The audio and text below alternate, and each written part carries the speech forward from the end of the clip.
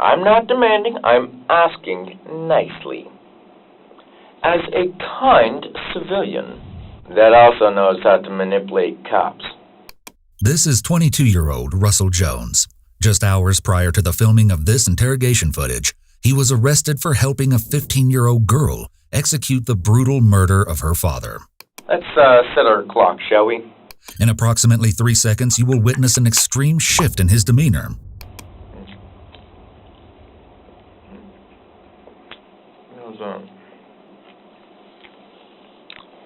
You're listening in on my conversations, aren't you? Oh.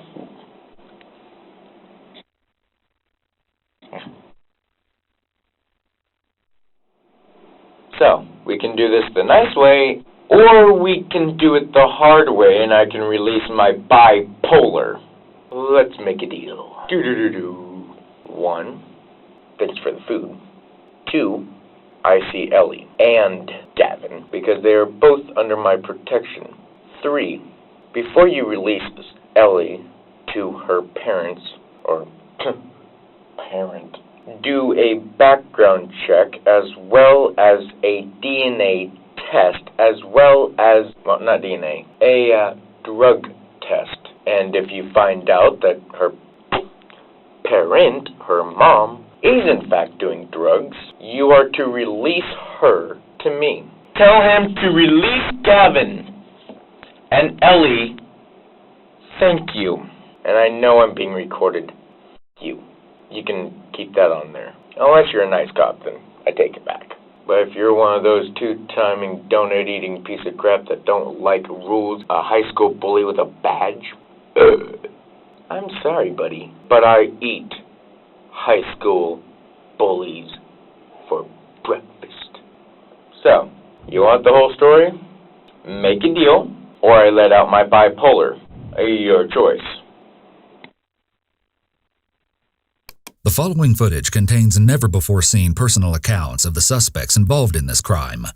Through in-depth interviews, we've obtained rare insight into the minds of 3 criminals who display behavior that is among the most disturbing we have seen yet. I can still twist your little mind. Aaron Fryer's murder was reportedly one of the most gruesome homicides Medford police had seen. The investigative team assigned to the case knew there was significant cause for concern, just from viewing the crime scene alone. Aaron's 2 youngest daughters, Sierra and Olivia, walked out of their bedroom the morning of October 2nd, 2017, to find the horrifying evidence of the crime. But their father was nowhere to be found. The 2, who were not yet in high school, called their father's girlfriend for help, and it was not long before the police were involved. Only a few hours later, investigators picked up and detained 3 young individuals, walking roadside a short distance from Aaron's abandoned Silver Mercury Marquis. His eldest daughter, 15-year-old Ellen Rose Fryer, was part of the trio. Her 19-year-old boyfriend, Gavin Curtis McFarlane, and his longtime friend, 22-year-old Russell Pierce Jones, accompanied her. What's your first name? Mike. Okay. Mike what? Smith. Mike Smith? Okay. Yeah, it kind of sounds like one of those weird names. Mike Smith does sound like a very common... Sure it's not Russell? Well, that is one of the names I know about. Okay. I haven't patted him down or anything. Go I ahead. don't really have any weapons or anything. Okay, well, that makes me feel a whole lot easier, all right? Yeah. Just go ahead and stand here and spread your feet real quick. I probably would be really stupid saying this. Uh-huh. But did you happen to notice my wrists at all? Your wrists? What about them? Well, stick one, the well, thing good. is that I can dislocate my wrist. Okay, don't do that though, please. Okay. You seem like a nice one. So I appreciate it. I won't make it hard on you. All right. I only make it hard on the bad ones. And I actually started my own protection business. Did you? Yeah. What kind of protection? I know it's kind of risky, but I work with people 20 and younger, legally considered a runaway type of age. Okay, so you're going to protect like runaways? They have to run away for some reason. Yeah. So you provide protection for runaways and get them like a place to live? Yeah. Okay. Yeah, I have a lot of places. Ellen was a sophomore student at South Medford High School, Medford, Oregon, and Gavin was a previous student who had dropped out a quarter before his graduation. Ellen would tell police that she met Gavin walking through South's hallways. According to Ellen, she reached out via Facebook Messenger and started a conversation that would evolve into a forbidden romance. She, only 15, was underage, and Gavin, 19, was her lover. Friends and family were appalled, but no one as much as Ellen's father. Aaron, in addition to Ellen's mother Maggie, immediately set clear boundaries. She was no longer allowed to see Gavin. Characteristic to many teenagers who do not get their way, Ellen rebelled. She snuck out and lied to see him, secretly maintaining their bond. It was not long before Ellen's lies caught up to her, and Aaron discovered that, instead of staying the night at a friend's as she'd been claiming, she was sleeping over at Gavin's. Aaron, furious, stormed over to Gavin's house, pounded on his door, and threatened him, warning him not to come near his daughter again, or else. It was following this incident that the couple, in addition to Russell, who claimed to own a protection business, developed an insidious plan that reached far beyond sneaking out or running away, as is typical of many teenagers. They began to conspire to murder Ellen's father, who Ellen alleged had abused her. Although they initially intended to execute their plan after the new year, when Ellen would turn 16, Ellen began to claim the abuse was growing worse. And I was not happy with the text. And that's the one that talked about the abuse? Yeah. Okay. And further, that she was pregnant with Gavin's child. This spurred a sense of urgency that drove them to act sooner rather than later.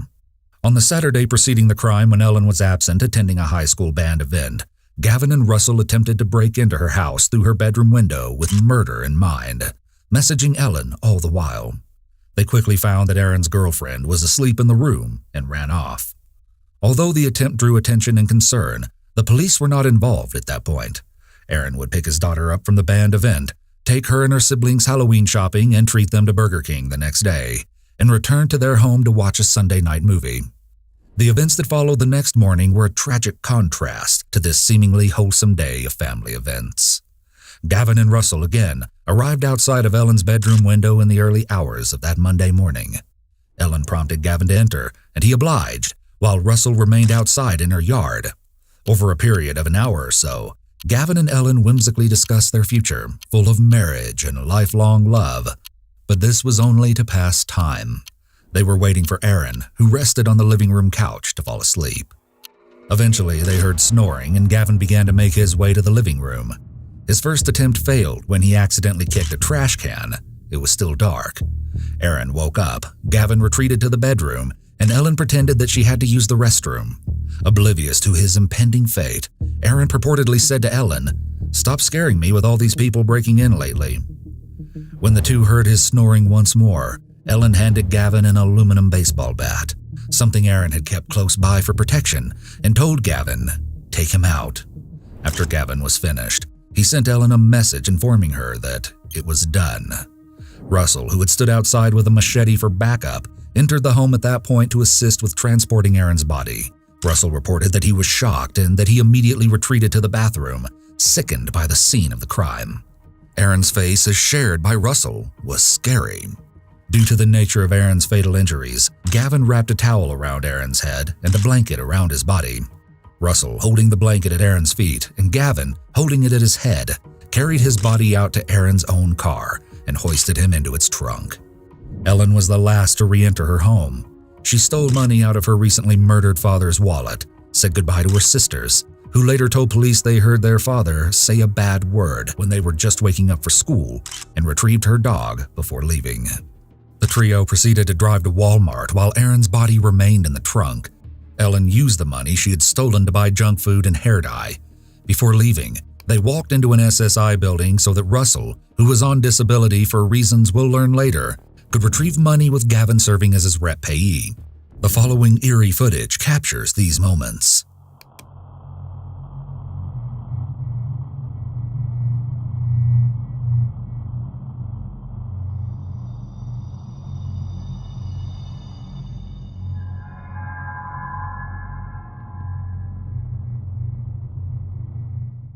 They dumped Aaron's body off an embankment along the side of a road.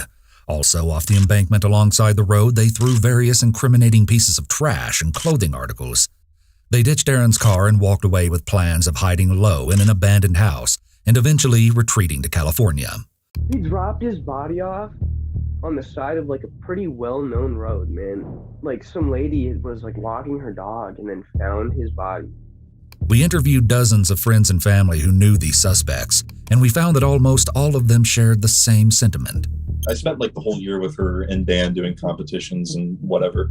Someone pulled me aside, was like, "Did you hear what happened with Ellie Fryer?" And I was like, "No, I haven't heard anything." And literally a week or two previously, I had spoken to her and been around her. It shocked me. It was a shock. It was a little bit shattering. It was a murder, and a really kind of mysterious and gruesome one. And I don't think anybody was expecting that. All signs aside, no one expected that this would happen. Think about this. Your daughter's 15, 16, and she's with a grown-ass man doing drugs. I would tell him, never talk to my daughter again. And it's like some Romeo and Juliet type. You know what I mean? They're not supposed to be together, but they want to be together. Romeo and Juliet laws could be applied there because of the 3-year age difference. What is the Romeo and Juliet law? So they do something drastic, you know.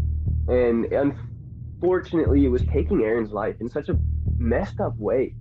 They found like actual evidence of them planning to kill both Ellie's father and the other guy whose name I can't remember, his dad as well. Who's your father? Russell Jones Sr. Oh. What's so bad about him? His past, as well as my past, growing up with him over 22 years. I know at the very least, Gavin and Ellie were present when one or both of them beat Ellie's father to death with a baseball bat. They, then took his car with his body, dumped him not even that far away, I don't think, in a ditch. Were caught like not that long after in the car, I think, which is crazy. Medford police at least say it's one of the goriest scenes they've ever seen. All factors involving these specific 3 individuals culminated with a deadly storm that ultimately led to Aaron's traumatic murder. This is the beginning of an end for Ellen Fryer. She sits stiffly in an uncushioned chair. The walls are bare and narrowly enclosing. Experts designed this room to spur feelings of discomfort, isolation, and unfamiliarity. The interrogation has already begun. Throughout the following interrogations, we will analyze all forms of communication, forensic linguistics, and the complex relationship between suspects' criminal behavior and unique underlying psychology.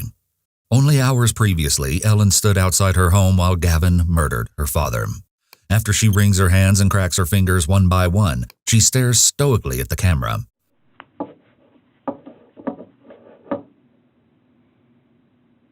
Her behavior is markedly inconsistent with the nature of her recent experiences.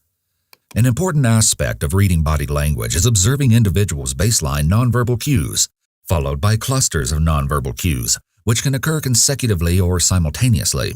Comparing these in the framework of individual circumstances, including environment, is an additional critical consideration. Upon contemplating Ellen's nonverbal language, also note her paralanguage, or the language that she conveys through vocal tone, pitch, prosody, volume, etc. They may assist law enforcement in building criminal profiles, determining suspects' motivations, or even detecting deception. Ellen shows little to no arousal physiologically, behaviorally, or emotionally. Mark this as our first significant behavioral observation. Yeah, so that's the interesting thing, is that if you met Ellie, she doesn't seem like the type of person that would hurt somebody. She really was a sweet and soft individual. I think that's what was so shaking about it, was that it didn't really make sense to me that someone like Ellie would do that. Didn't seem in her character at all. She was really sweet. She was a really great person, so I was like, okay, I can be friends with this person. She just seemed like a normal 15-year-old girl. Many classmates knew Ellen as the girl who always raised her hand in class. She was accounted as intelligent, polite, and kind. But something that few could later explain lied dormant in Ellen, hiding amidst high school band trips, homecoming dances, and AP classes. Here, that something sits patiently and composed, waiting for an investigator in an empty interrogation room.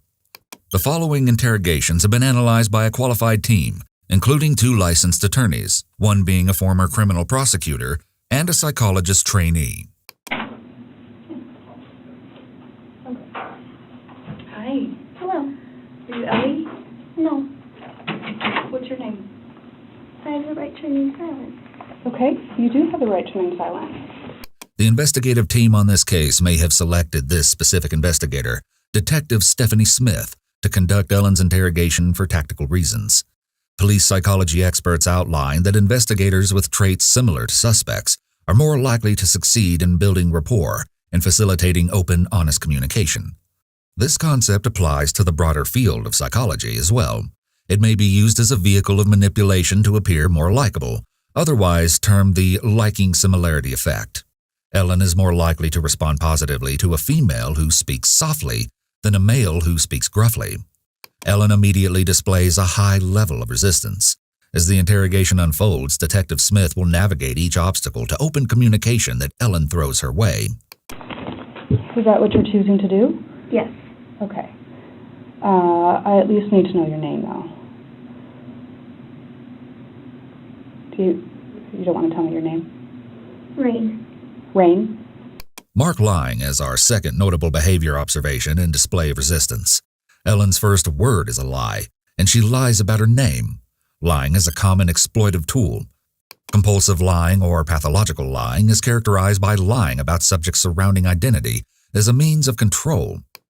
Okay, Rain, well, if you choose that you want to talk, I'm around, okay? I would like to know why I'm in handcuffs and why I'm detained. I have the right to know. Okay. Ellen is angry. This reflects in her expression, which is a significant contrast between her flat disposition minutes previously. Her eyebrows are raised unusually high, and she holds them there as she asks the investigator with a childlike voice in an indignant, defiant tone why she is being detained. Why am I being detained? Her eye contact is unfaltering. Advanced situational awareness training would identify this behavioral cluster as indicating a need for dominance. So we got a call of concern at your house today. Well, first I'm going to tell you all your rights. My house. I'm going to tell you all your rights, okay? And then I'm going to explain to you what's going on. And if you choose to talk after that, that's completely up to you. This is a lesser-known rapport-building tactic that functions by reminding suspects they have some level of autonomy. Ellen appears to grow more receptive. Okay. Okay. You have the right to remain silent. So you said you want to remain silent. Then I would like to know why I'm detained. Okay. So we got a call of concern at your house today, and your little sisters are pretty scared about what happened there. And so what we're doing is trying to figure out what happened. And the police went to your house, and we're also a little bit worried about what's going on over there. Detective Smith is vague that law enforcement is worried about what is going on over there, Ellen's house. At this point, she's trying to build rapport. This is a soft and indirect approach. Detective Smith wants Ellen to fill in the gaps. I haven't been there all night. Well, there are things that would indicate otherwise. I gave you guys what you wanted. Normally, it would take about 24 hours to get missing persons report if there wasn't evidence of blood. Then, if the person's missing for a total of 48 hours, hence 48-hour mystery, dumbass, then you do your little search posse. By then, Gavin, me, and her would be in California. And I'd like to talk to you about that, but with your wishing to remain silent, it's really difficult to kind of get to the bottom of all of that. Then let's talk. Okay. So what I want to do is make sure you understand what I told you about what your rights are, because that's super important, okay? So can we go through those one more time? Yes. Okay. So you have the right to remain silent. What does that mean to you? Detective Smith reiterates the Miranda rights and asks Ellen to explain what each right means to make sure there is understanding. States often require this if suspects are 15 years of age or younger. So this morning, your little sisters ran over to your mom's house and told your mom about something that worried them that they saw in your house, okay? And what that was a large amount of blood. And they described a few things that you had been doing at the house. Kind of the way you said goodbye, and that it worried them because they weren't sure if they were going to see you again, and they love you. And that really worried them a lot about where you were going and why you were leaving so quick, because they care about you and they love you. She frames the story from Ellen's sister's perspective, describing how scared they were to appeal to Ellen's humanity, but Ellen seems relatively unaffected. You know, do you love your sisters? Yes. And you care about kind of how they feel about you? Mhm. Yeah. Anybody would. You know that? Yeah. Yeah. So, kind of, that's what we need to hash out. You know, what did your sisters see? Why are they worried? Yeah, what did they see? That's what I'm going to ask you. To be honest, I don't have a clue. Ellen becomes abruptly animated. She raises her eyebrows sharply, and they linger there. Something about the expression seems off. It doesn't reach the rest of her face, indicating chirality, or match her verbal expression. This abnormal behavior further supports that Ellen struggles with issues of affect or apathy. Ellen's expression, whatever it is, does not appear normal. Ellen's ex-best friend, Jillian McFeeters, commented on Ellen's mental health to investigators, stating that Ellen had displayed signs of bipolar disorder. The switch would go off sometimes, and I mean, it was not very long. It was just kind of a woo, and then it was gone, but... This is a critical piece of information confirmed by someone who knew Ellen best. Ellen's mood fluctuations indicate that she suffers from heightened emotional reactivity and sensitivity in response to triggering stimuli. This contrasts with mood swings typical of bipolar disorder, which are not as transient. You said that there was a large amount of blood. Is everybody okay? That's what we're trying to figure out. Yeah. Do you go to school? No. No. What's the last grade you completed? 12th. You completed 12th grade? Detective Smith begins to ask background questions to establish Ellen's behavioral baseline, or the behavior she normally displays when answering fact-based questions. Later in the interrogation, when she poses questions relevant to the crime, she will look for behaviors that diverge from Ellen's behavioral baseline when Ellen responds. We will expand on the formal technique of this concept later in the interrogations. How old are you? 18. Okay. All right. Where did you go to school? South Medford High School. When did you graduate? Last year. Class of 2017. This year, sorry. Class of 2017. I graduated with an honors diploma. That's exciting.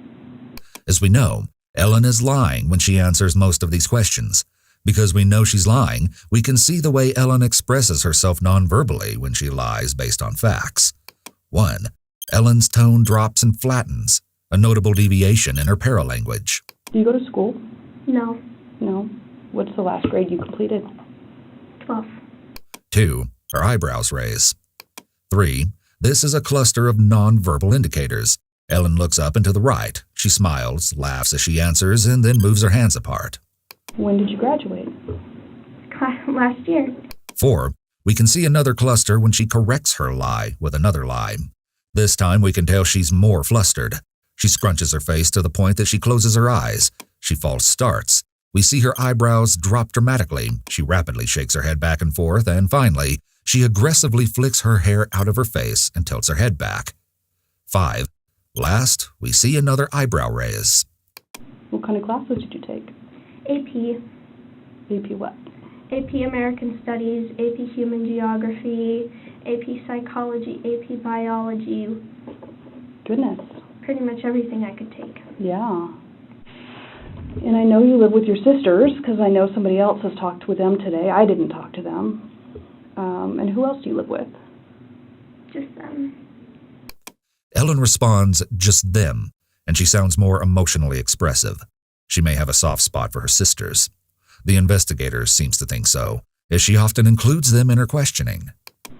And my mother. Okay. Where do you live? In the area. I don't know the exact address.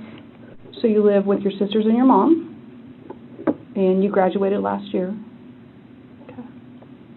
And you were walking down the street, it sounds like, today? Mm-hmm. Who were you with? I was with my friends. Okay. And I wasn't there, so I really don't know. Yeah.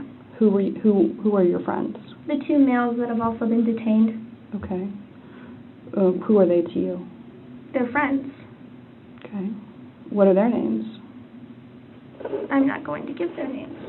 Unless I'm there, she only trusts me as a lawyer. Okay. So what have you been up to today?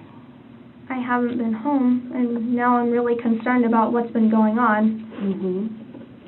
Ellen puts up her defenses. In a setting outside of an interrogation, defensiveness naturally elicits a negative response from the listener.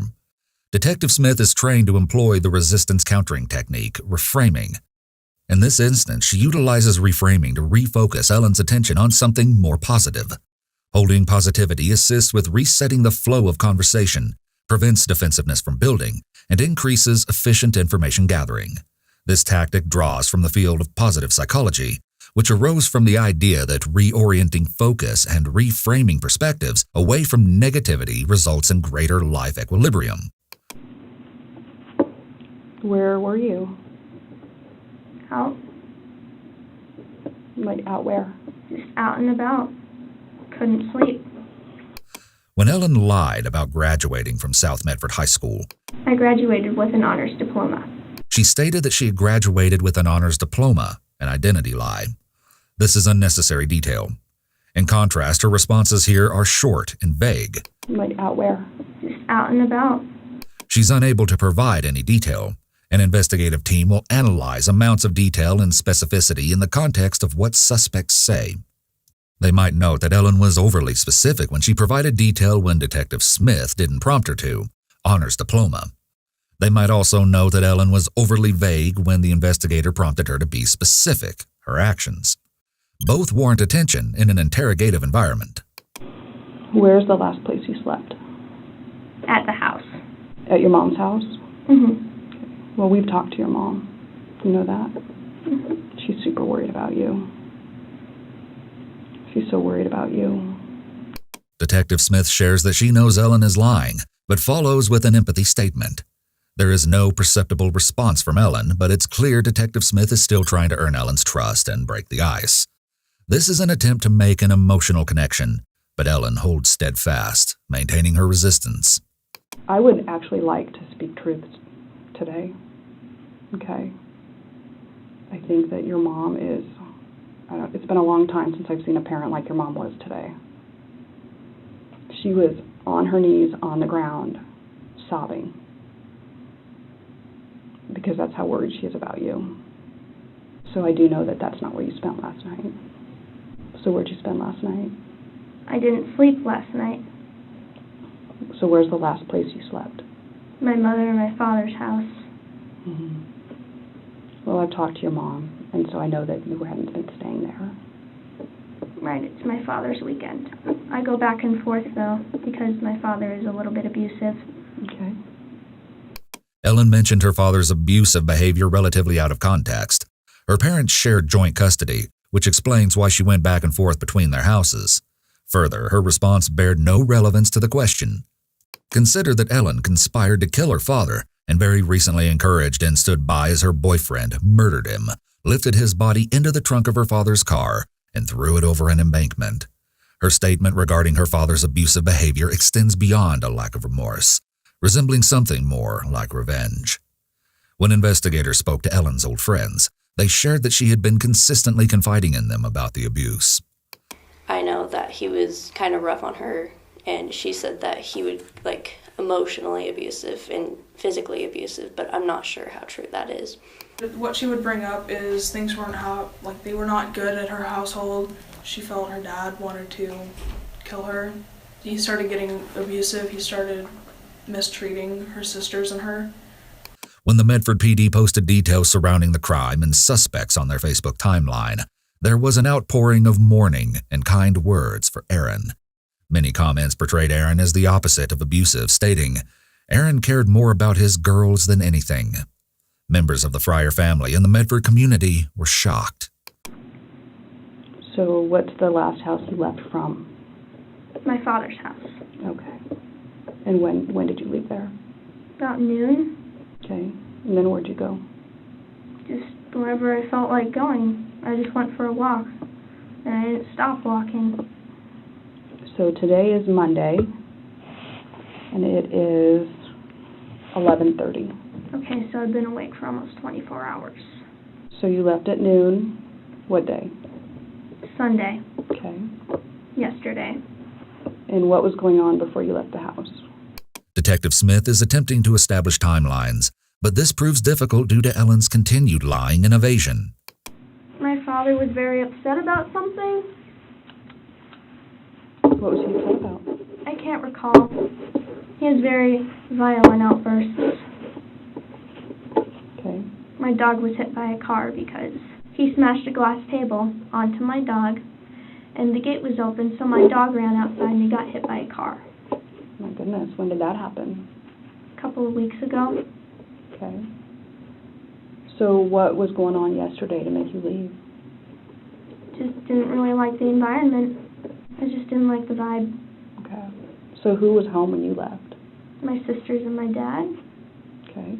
Where's my dad now? Ellen attempts to act as though she's concerned about her father, but she fails badly.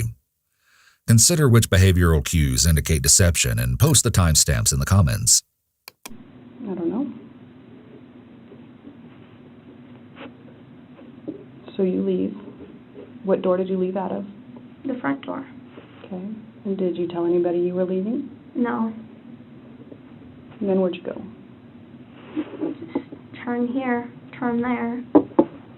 Just kind of wandering around town.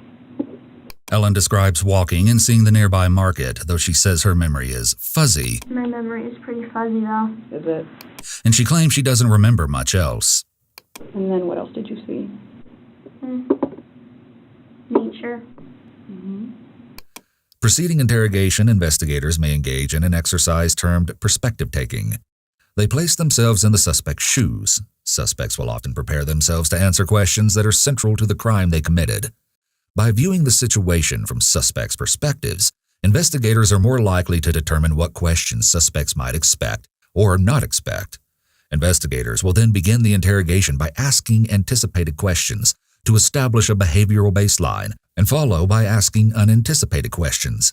This allows investigators to make a comparison between baseline responses and responses that suspects provide when caught off guard.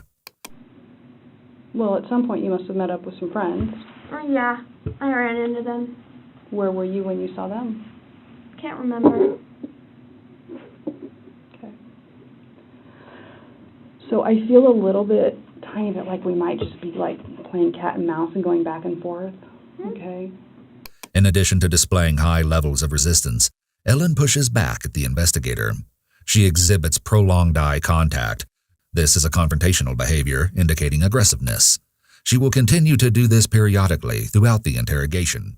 Your sisters have actually been already talked to by somebody, and they're pretty good on their times when they saw you because they were getting up and alarms were set and looking at tablets and things like that. Okay. And so, you know, I just want to have an honest conversation with you.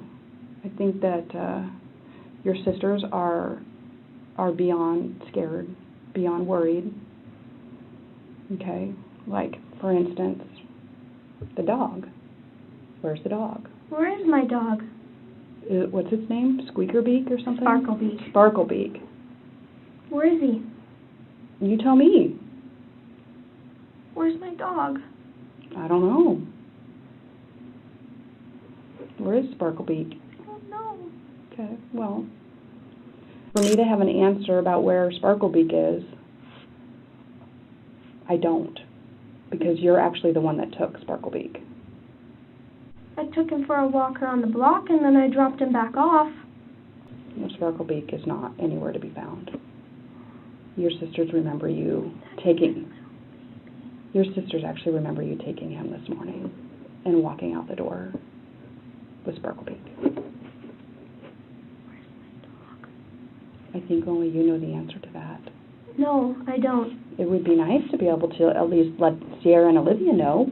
I don't know. Okay. Do you have a boyfriend? My parents made us break up. Oh, they did? Tell me about that. They just didn't like him. Mm-hmm. Note that Detective Smith is skilled at asking very open-ended questions to entice Ellen to speak. Open-ended questions encourage narratives that are rich in detail and allow investigators to collect further information and insight related to the case. How'd you meet him? School. At South? Okay. And so you've been out of school for a bit? Mm-hmm. But your parents didn't like him? Yeah. How come they didn't like him? I don't know. Well, you must have had some kind of conversation about why your parents don't like your boyfriend. They're just like, we don't like this guy, get rid of him. So what did you do? I ended it. What was that boyfriend's name? Gavin. Justin. What's What's his last name?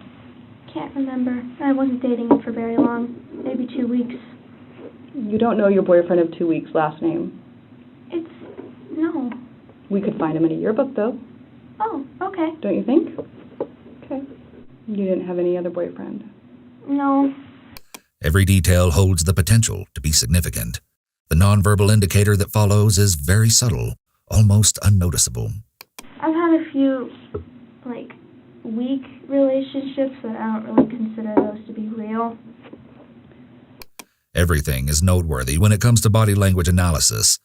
Note that Ellen displays asymmetrical eye blinking and has done so several times throughout the interrogation up to this point. As part of a standard neurological examination, practitioners document asymmetrical facial movement, including eye blinking as well as out-of-the-ordinary ocular movement. Blinking is controlled by the nervous system, specifically through voluntary neural control in the autonomic nervous system. This could be a sign of a neurological, neuropsychological, or psychological issue, as well as medication or drug use. Overtiredness may also cause asymmetrical eye blinking, and Ellen has purportedly been awake for approximately 24 hours or more. Although overtiredness is a likely cause, we must also note that Ellen displays other abnormal eye movements at different points during the interrogation, as well as significantly and consistently odd behavior.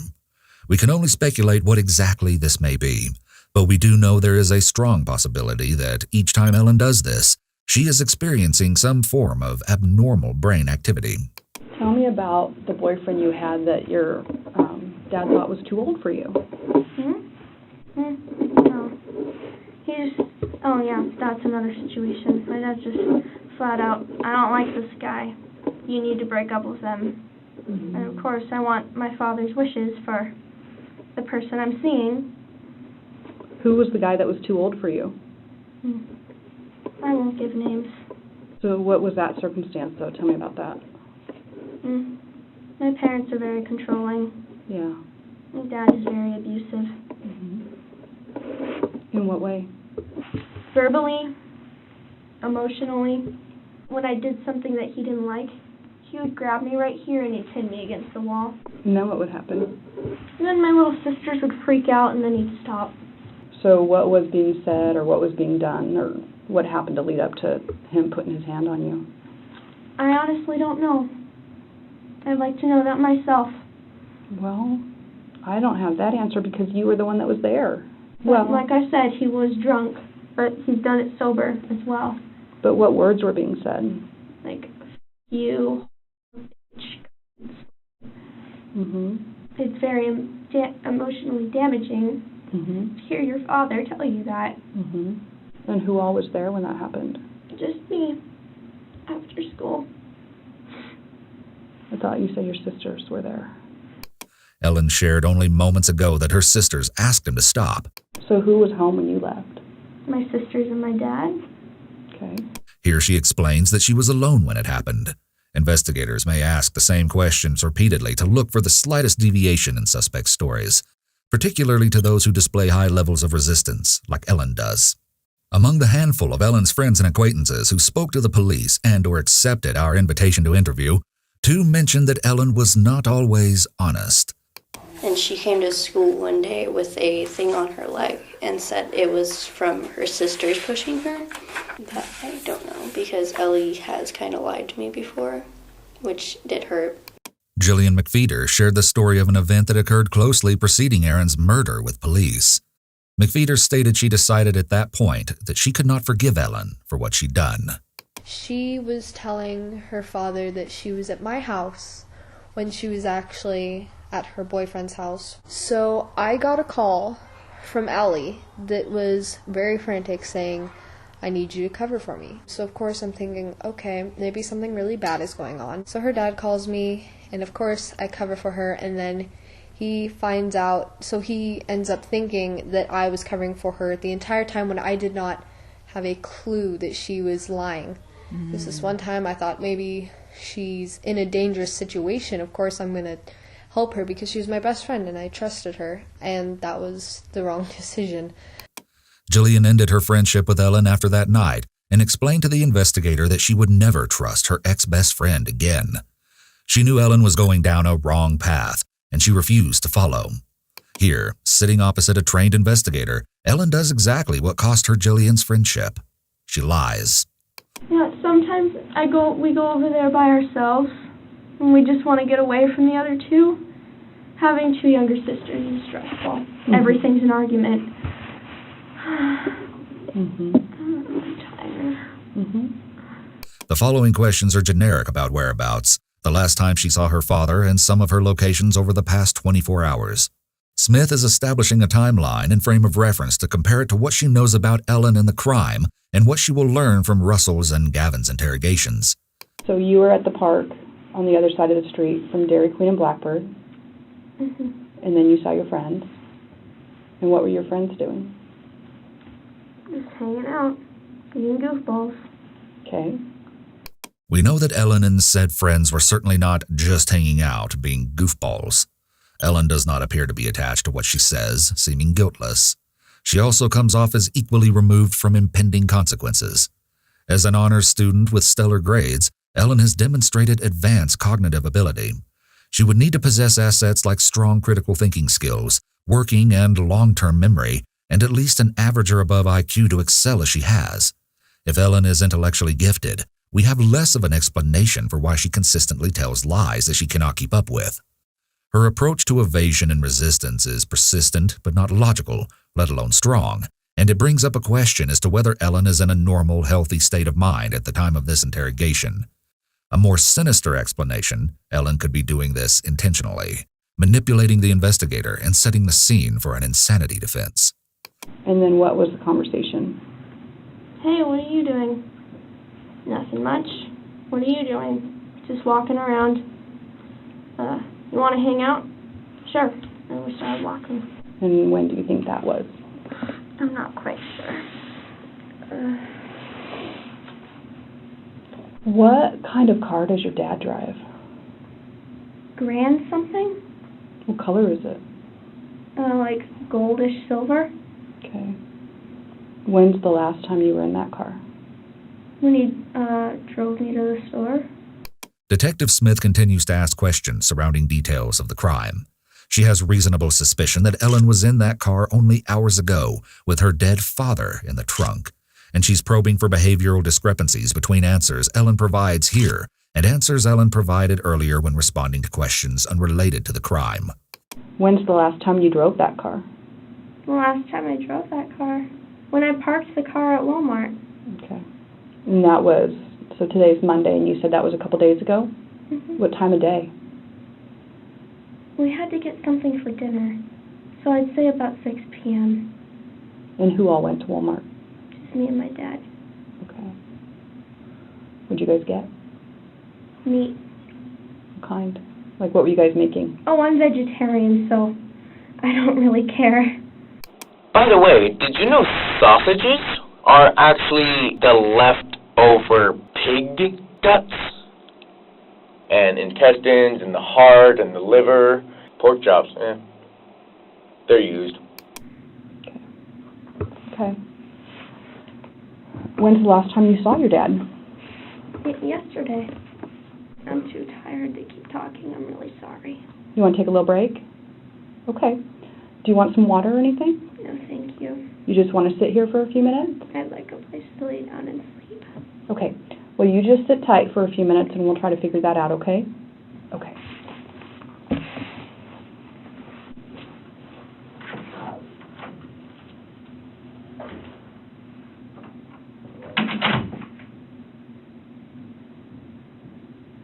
It may be difficult to imagine that this mild-mannered 15-year-old girl conspired to kill her father. She has denied knowledge and culpability and claimed abuse. She has likewise lied consistently throughout the interrogation. Many involved in this case seem to want an answer to a question they are hesitant to ask. Was Ellen truly a victim of abuse, or is she lying? We spoke to multiple sources who questioned why Ellen planned and encouraged the murder of her father when other options of escape from the alleged abuse were available to her. They argued that she could have gone to the police, her doctor, the fire station, or other local sources of support. They asked why she'd not chosen to run away. They admitted that they simply couldn't understand what had happened. It's relevant to note that cases of patricide are extremely rare. the circumstances of Aaron's tragic murder were less than 0.002% likely to happen. This innocent, sweet-sounding 15-year-old girl is not a typical young teenager. Her actions were so unusual that even the FBI lacks the words to describe them. Ultimately, though, Ellen didn't swing the baseball bat that killed her father. Gavin was kind of one of those kids that kind of everybody knew, at least, because he had kind of a very specific outward kind of image that I think he was trying to display, very dark, very kind of shady, Overall, he really was relatively nice, but just kind of a weird kid. Gavin was a normal guy. He was really cool. He's always outgoing. He was an open person. He was he had friends, but he wasn't popular, if that makes sense. It just makes sense that he would do something like that. I mean, he makes threats to kill people. He obviously has the outward image of somebody who, it seems like he was playing an imitation game. It's like the classic, trench coat mafia at your school. It seemed like he wanted to be one of the Columbine shooters. Many of those who knew Gavin held mixed perceptions of him. From multiple accounts, he seemed to be as much of a friend as he was an enemy, as normal as he was eccentric, and as outgoing as he was reserved. Some said that they noticed him changing over the couple of years leading up to Aaron's murder. Others said that he had always been the way he was. Regardless of whether pre-murder impressions of Gavin were positive or negative, most who responded to our request to interview didn't believe that he could have done what he did. He was never like that, man. No one would have ever guessed that he would have been a murderer, In social environments, he can be cool. If you're just with him, he'll start saying that makes you think you shouldn't say that. Don't say that to anybody else. You know what I mean? Keep that one to yourself. Gavin's behavior and responses to investigators, framed within the context of what family and old friends and acquaintances have said, serve as an opportunity for a unique insight into a crime that no one anticipated. This interrogation occurred less than a day after Gavin bludgeoned Aaron to death, but shortly after he sits, he lightheartedly, mechanically asks, "How's your morning been so far?" Busy. Busy? Yeah. Mark this heavy contrast as our first behavioral observation of Gavin. He displays no visible signs of remorse. Just as we observed in Ellen, Gavin appears unfazed by the seriousness of his past actions and present situation. Whereas Ellen initially presented as emotionally flat, Gavin teeters on the edge of jovial. This is the start of what is known as the Reed technique. The first step in such technique is isolation, which they've done for an extended period. The second step deployed here is called maximization. The Reed technique recommends 5 minutes of isolation, but Gavin has been isolated for hours, with the exception of an officer keeping a close watch on him. Following isolation and maximization, the Reed method incorporates 3 primary categories: fact analysis, investigative interview, and interrogation. As part of the fact analysis step, investigators gather the facts involved in the case and analyze them to search for motive, potential to commit the crime, and likelihood to commit the crime. Law enforcement will use both dependent and independent corroborating evidence in this stage. During this stage, investigators develop a full understanding of the crime scene and other relevant aspects of the crime. All right. So,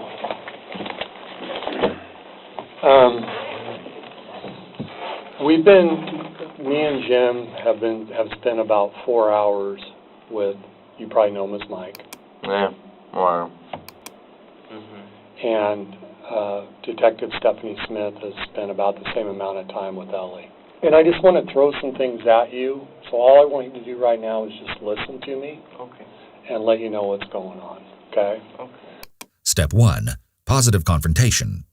At this point, the investigators have acquired enough evidence to reasonably suspect that Gavin committed the crime. As part of positive confrontation, the primary investigator lays it all out on the table, objectively stating the facts. He does this in an intentionally soft, soothing voice to appear non-threatening and to give Gavin a false sense of security. Mike took us out to East Antelope and pointed out the tarp, and we have people out there right now recovering Ellie's dad. He's deceased. Ellie's dad was basically wrapped up in a blanket and a tarp and taken out and dumped. The investigator opts to use words that are non-accusatory while presenting the evidence. He does not say, "You took his body and dumped it." He says, "His body was taken out and dumped." The latter is passive voice as opposed to active. Controlling suspects' levels of resistance and defensiveness is critical to the success of an interrogation. We don't know if this is something that's been planned out a long time ahead, or if this was just like last night, you guys decide to go over there and get Ellie the hell out of a bad situation. The investigator implements step 2, theme development here. He frames the crime from a perspective that fulfills Gavin's moral justifications. This is the investigator's moral theme. If Gavin murdered Aaron, he did it to protect Ellen. This will occur and build as the interrogation progresses. The investigators pre-planned this, likely structuring it around information gleaned from other sources like Gavin was only protecting Ellie. We will call the investigator's theme development the hero theme. This isn't a matter of when it happened, where it happened, who was involved. It's more a matter of why this happened and what was going on through all of you guys' minds at the time. We don't take sides in these kind of cases. We're basically truth seekers. We're here to seek the truth as to what happened. And Ellie has been 100% cooperative with us. Are you Ellie? No. What's your name? I have the right to remain silent. And then how long have you known Ellie? Ellie, it's been almost a year now, I'd say. Okay. Boyfriend, girlfriend? It's only about 6 months. There's some information that Ellie might be pregnant. Has she told you that? Okay. Gavin confirms that he was both dating and sleeping with Ellen. That is, he confirms that he was both dating and sleeping with a minor. It took a handful of seconds for this investigator to prompt Gavin to admit to a statutory offense. He would hang around middle schools. When he had turned 18 is when everybody found out that he was with a 15-year-old. People were automatically okay, bro, that's not cool. And a lot of people stopped talking to him. And he wanted her at any cost. No one else could have her. Because Gavin shows little resistance and doesn't reject or deny the investigator's accusations, the investigator can bypass steps 3 and 4 of the Reed interrogation technique, handling denials and overcoming objections. Instead, he jumps straight into step 5 of the Reed technique, procurement and retention of suspects' attention. The investigator must guide Gavin's attention away from the potential repercussions of the crime and back to the main theme. He does this through minimization or through rationalizing that the crime was not that serious of an offense. You guys are only, 3-4 years apart? A little over 3, yeah. Yeah. Okay. Because of the investigator's redirection here, Gavin is back in the hero mindset. From Gavin's perspective, investigators are only concerned about Aaron's abuse of his daughter, not his murder, and Gavin has exactly the information they need. Her dad's an alcoholic, and he goes and she said that he's beaten her and locked her in the bathroom before and stuff. Has she ever told you that anything in regards to? That was just recently. That's what set me off. So. Okay. This is a turning point. In just over 10 minutes, Gavin has fully bought into the hero theme. The next steps are crucial to the success of the interrogation. They almost have a full confession, but sticking true to the Reed method, the investigator immediately continues as though Gavin merely commented on the state of the weather. The hero approach to theme development was Gavin's Achilles heel, his greatest weakness. His crime was gruesome and ruthless, but he seemed to desire to be a hero as much as he desired to be a villain. Among the dozens of friends and acquaintances we interviewed, only one confirmed a possible explanation as to why this theme worked so well for investigators. He was very protective of the people he cared about. Actually, how we met, I was bad-mouthing a couple people, not realizing that he was connected to those people. They had pissed me off, and for whatever reason, I just wanted to talk shit, and he gave me a black eye. Although Jacob laughed it off, the example he gave supports the theory that Gavin possesses a low anger threshold, meaning he's anger-prone. Some might argue that Gavin's actions display extreme loyalty, whereas others might protest that they served as outlets for his aggression. When did she tell you about that, and what did she tell you? That was yesterday. What's your understanding of what he did to Ellie? He basically laid next to her naked and started. And then so you mentioned that kind of set you off, upset you. Obviously, it would upset me too. This is an empathy statement, something that encourages reciprocity. Establishing reciprocity, in this case emotional reciprocity, in an interrogative setting is a form of persuasion. If the investigator provides a small favor, the suspect may feel a need to return it, thereby lowering resistance. The empathy statement also creates an opportunity for Gavin to elaborate on what he meant when he said he lost it. But the investigator quickly moves on once Gavin responds. Linguistic analysis involves the interpretation of words and phrases in context. So is a transitional expression. The simple linguistic interpretation here is that Gavin wants to move on from this topic of conversation. The investigator intuits this and immediately resumes asking questions along the lines of the hero theme. And then, so what was the plan going over to Ellie's last night? Was it to pick up her belongings and get her out of that situation? To pick her up some stuff and get her out of there, yeah. Okay. He's held me at gunpoint before. He threatened my life and held me at gunpoint before. Aaron has over at his house?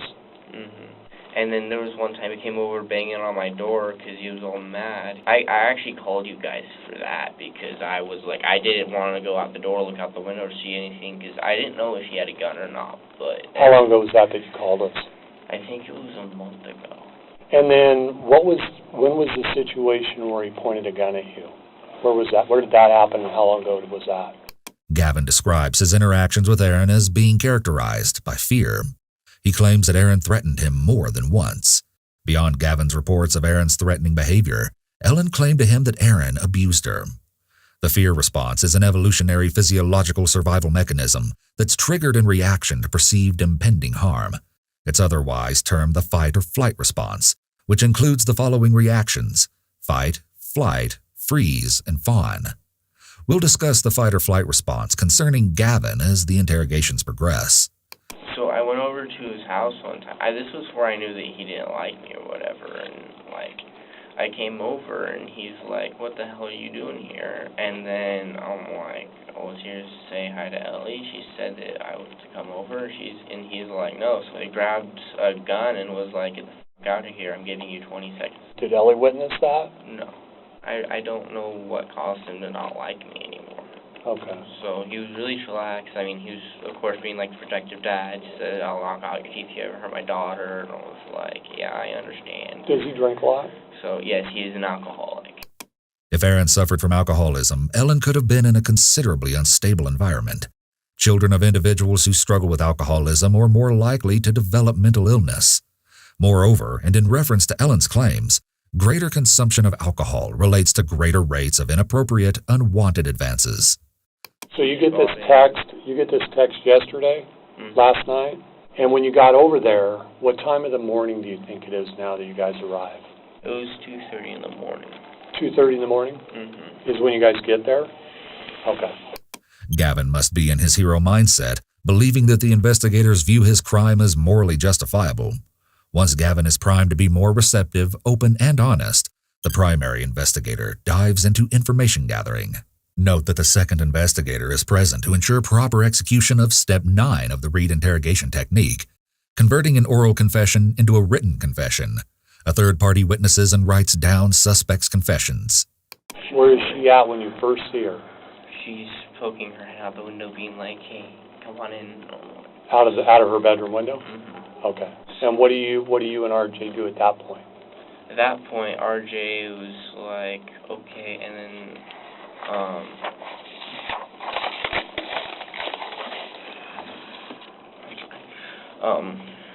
gas bubble or something. Okay. I go in the window, RJ waits outside. He waits outside, yeah. And then do the bags start getting passed out the window?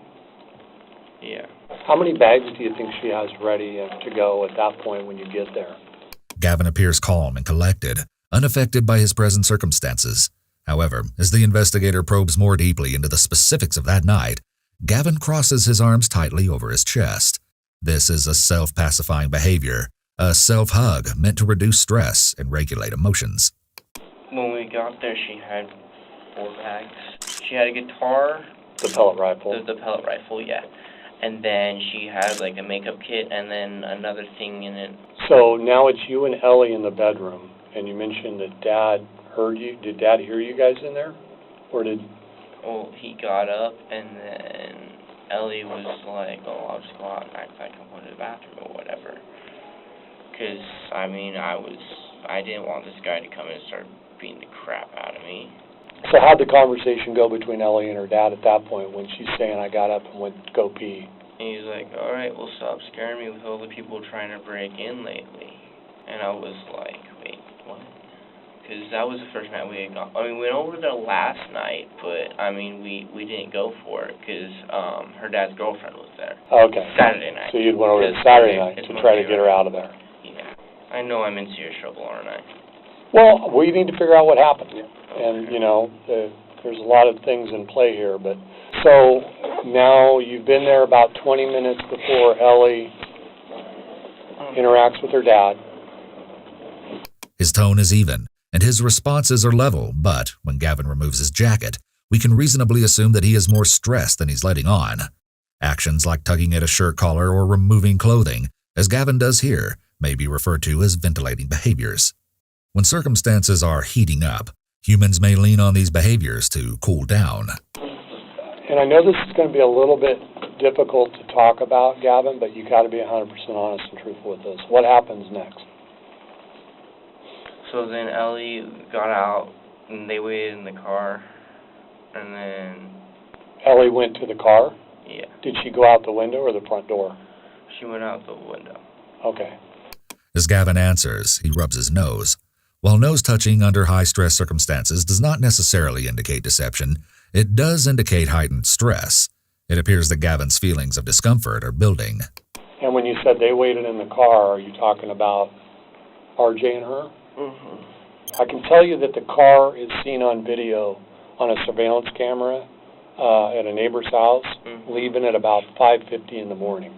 If you're getting into the bedroom at about 2:30, you're talking about 3 hours until you guys leave. Does that sound about right? Yeah. Okay.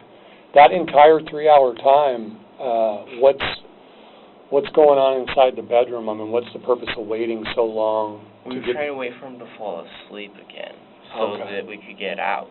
Okay. And then he starts to wake up, and I just acted on instinct, and I don't know what I was doing. We know that Gavin was aware of what he was doing, but it appears that he displays little to no signs of discomfort or deception in this moment. And then, like, I just kept hitting him until he stopped, and I heard, like, gurgling, and I was like, what's going on? And I'm really sorry. Next, Gavin does something unexpected. I know you are, and I know this is difficult. And that's what we're... I'm trying to help. Sorry.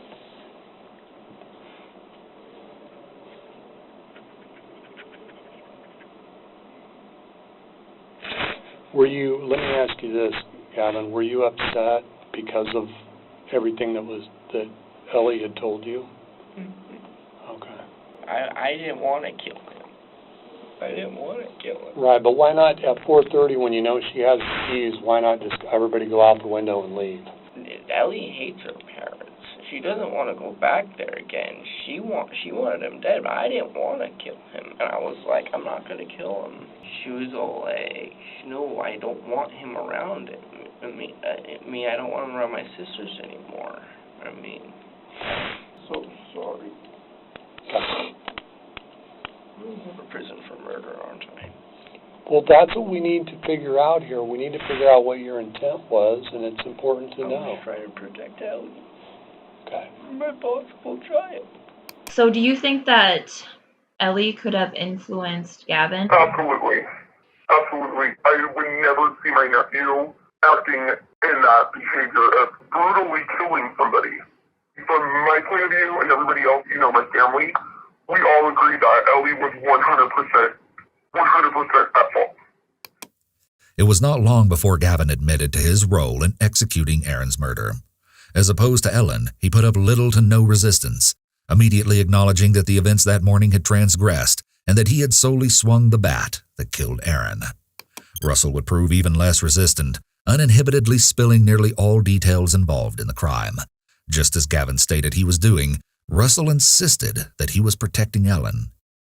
What we are about to observe is among the most bizarre behavior we have seen in an interrogation up to this point. Is that a camera right there? I'd Yep, rather camera. not have a camera aimed at me. I don't. Well, you can talk to Detective Ford, but I think they're required to. So it's nothing. Like, I'm I mean, I've had a body cam all day. I mean, Well, yeah, but see, I don't... my friend, we're recorded wherever we go. You know that. Even the police bathroom? Seems like it. Probably, yeah. You have a seat, man. That way I can sit down. Well, you can sit down. Yeah, well, I'm not allowed to sit unless you're sitting, so that way I can sit. Well, Russell tries to show dominance and control by stating he doesn't want to be recorded, and then after the officer tells him he can sit down, he replies, "You can sit down." This immediately shows he's trying to display his lack of fear of authority. Of the three who participated in the crime earlier that morning, Russell appears to be the least impacted. While Gavin's behavior evolved from casually polite to distraught, and Ellen's from flat to angry, Russell's is steadily lighthearted and upbeat. His conduct is eccentric, driven by a variety of psychological factors that will break down as his interrogation progresses. My mom kind of took him under her wing, trying to help him. He mentioned that he's autistic, and so he has trouble finding work. And it wasn't too long before that my youngest son was diagnosed with autism. So that was our kind of like our instant connection. He did a lot of family things with us. He spent Easter with us. He's gone to dinners with us. So we're pretty close. I mean, he calls me his sister. He calls my mom. Really? That soundproof, huh? it's kind of a nice place. Yeah, it's probably soundproof Brand new. so that people, Well, people can get loud in holding cells. Because sometimes we bring, like, drunks here from driving. drunks are the worst. Yeah. Not a big fan of them. Not a big fan of them. Like, I protect people, like I said. Russell persistently claims that he owns a protection business. He unshakingly asserts this, and the police don't at any point question it. When individuals are convinced of something untrue despite all evidence indicating otherwise for an extended period, they're said to hold a delusion. Oftentimes, delusions are bizarre, meaning they're highly improbable or not set in reality. E.g., an individual consistently believes that the neighbor reads minds.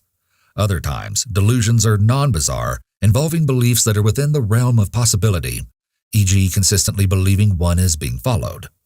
Russell's protection business could be a delusion. While outside of the norm, it could nonetheless be true, qualifying as non-bizarre. We would require additional information, such as input from friends and those Russell claims to protect, to determine this. But, I try not to resort to violence. Good. I always try and talk to the person. Yeah. Her father is a drunk, compared to what she's told me. And I've only talked to him over the phone probably once or twice. He seemed really not that good of a father. Really? Yeah. He, Her father? Yeah. Who is her father's name, you know? All I know him as If I know. is, Aaron. That's all I know. Of course, then again, I know, like, Aaron Martinez, Aaron, her father, but I don't know his last name. And I know Aaron Novi. So. Okay. Russell starts rambling, and the investigator allows him to do this. This is a strategy to keep the accused talking so they feel comfortable, and the more comfortable a person feels, the more likely they are to say something incriminating. This is also a way for the officer to build trust. I met him when I was living in Medford, working at a place called the Purple Parrot. He was trying to find a job so he could find a place to live because he was homeless. He was very sweet, very clean cut, you know, very nice. He's just a savior. That's all he wanted to do was help people. You know, all his life he was let down. He went from foster home to foster home to foster home. So I would let him come in to get warm. And then one day, he didn't even have a coat. And it was like 3 degrees. And I go, where are you going? And he said, well, I'm just going to walk around until McDonald's opens. And I'm like, no, you're going to come home with me so you'll be warm. You know, I felt like, you know, enough was enough. You know, this poor kid needs some help, and no one's going to help him. I think it was like a good 2 years that he was in our lives. Mostly in my mom's life. Like he really did become like a son to her. Anytime he was looking for help or willing to take help, she would help him. Russell stated previously that he's diagnosed with autism. As a neurodiverse individual, Russell likely struggles with certain aspects of communication. Although he largely displays well-developed social skills, he exhibits circumstantial speech here. The various individuals named Aaron are not directly related to the conversation at hand. We'll continue to observe examples that support this diagnosis, as well as others, throughout the interrogation. Yeah, I know. I don't think I've ever met her father before. Yeah. I don't think I've met her before. You don't want to. I've never met you, and I don't think I've met Yeah, other guy the either. hunting rifle. Yeah. Is it a nice one, or? I've never seen it. Oh, okay. I've never met How'd you her. know he had one? She told me. Oh, okay. Because he Oh, like likes that, to so- drink a lot. Oh, okay. So, and the other night, the reason why I was helping her was because he went into her room and laid next to her. I don't know where this is going. Really? She tell you that? Yeah, and that's why I got her out. Okay. So, yeah, we went down to the park. We met up there. I told her just like leave everything. Yeah. And just like get the hell out of there. Grab like a What bag park? of clothes. Union, I think. He says Union is a question, with his voice trailing upward.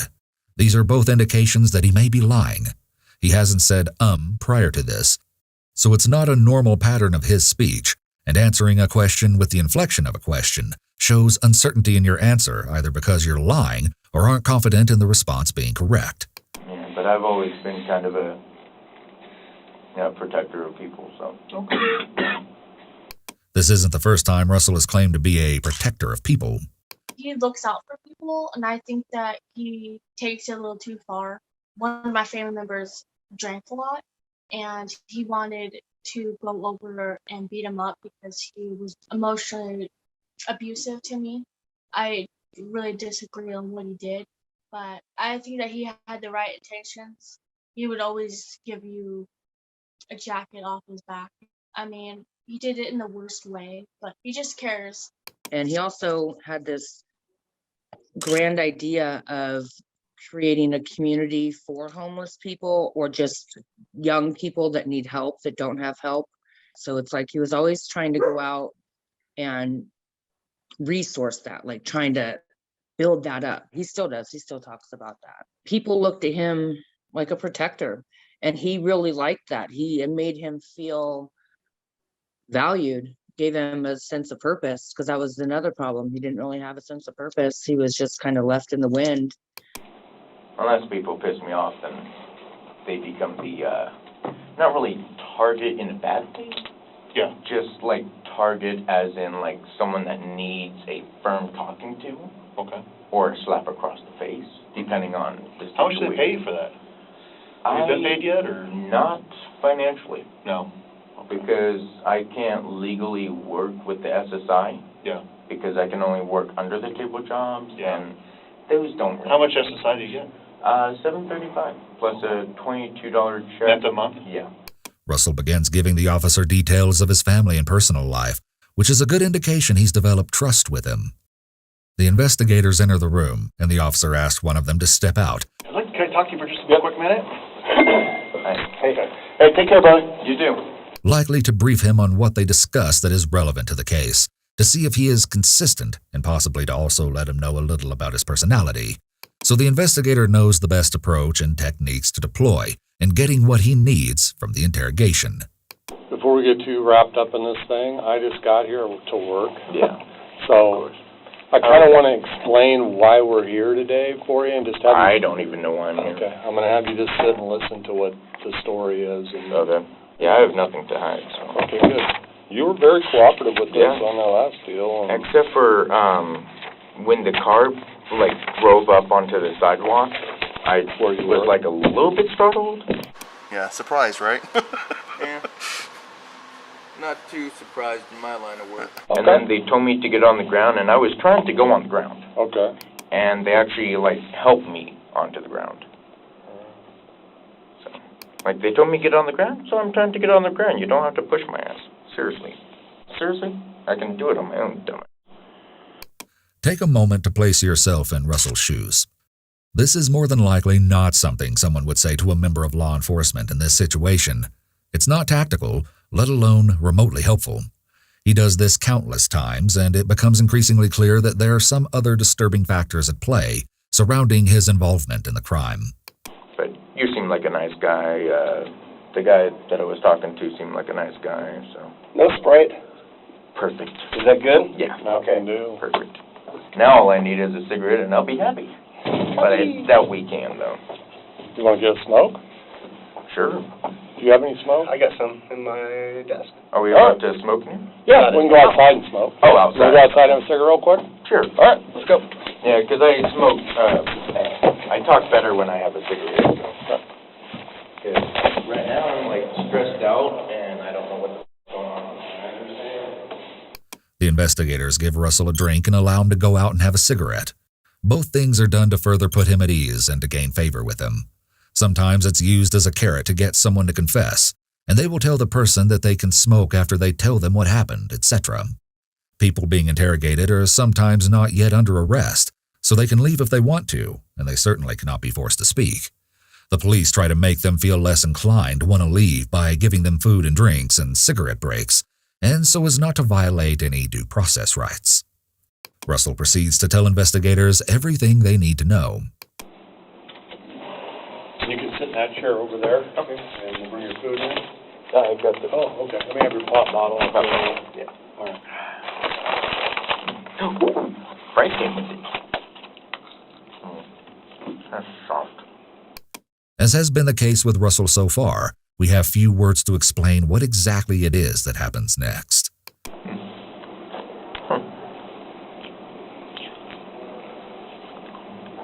These are actually nicer than the hospital ones. Hospital ones are kind of mean. Over the next few minutes, Russell continues to narrate his experience eating McDonald's French fries, but he also behaves in ways which we really don't know how to describe. You know what would go good with these? These are flirty.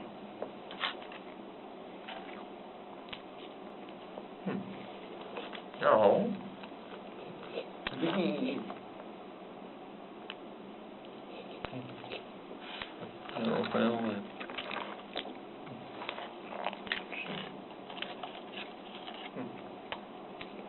Part of the Reed interrogation technique discussed earlier involves isolation, or letting suspects sit on their own without much stimulation or social interaction. The goal is to increase suspects' feelings of panic or wanting to escape. It seems that Russell responds differently to attempts at isolation than most others. Between his dramatic displays of odd behavior, he begins to leak disturbing information critical to the case. We begin to receive small doses of the terrifying truth. It wasn't really self-defense so much as it was defending her. It was,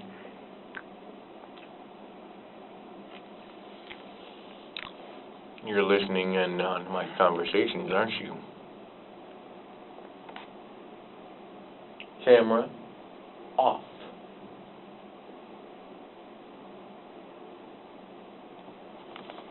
Yeah. I don't care if you're fed or not.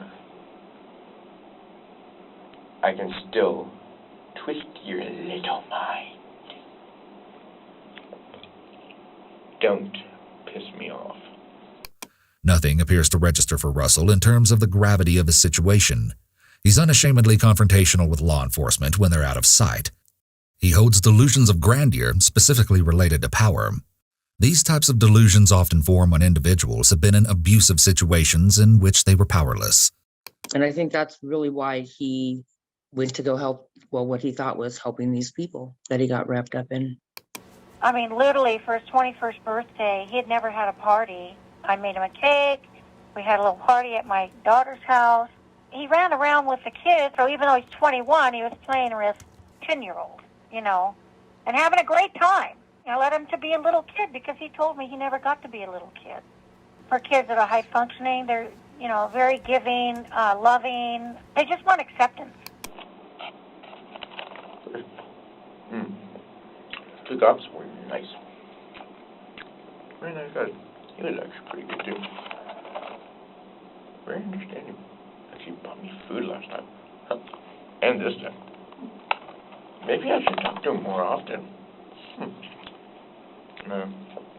Because Russell continues to talk and is making useful and incriminating statements, the investigator will likely let him sit in the room alone talking for as long as he continues to do so. No, I didn't know that.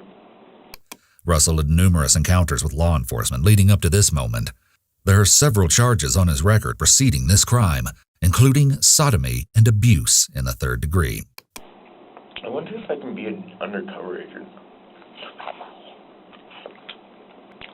Ooh, I had a really long one.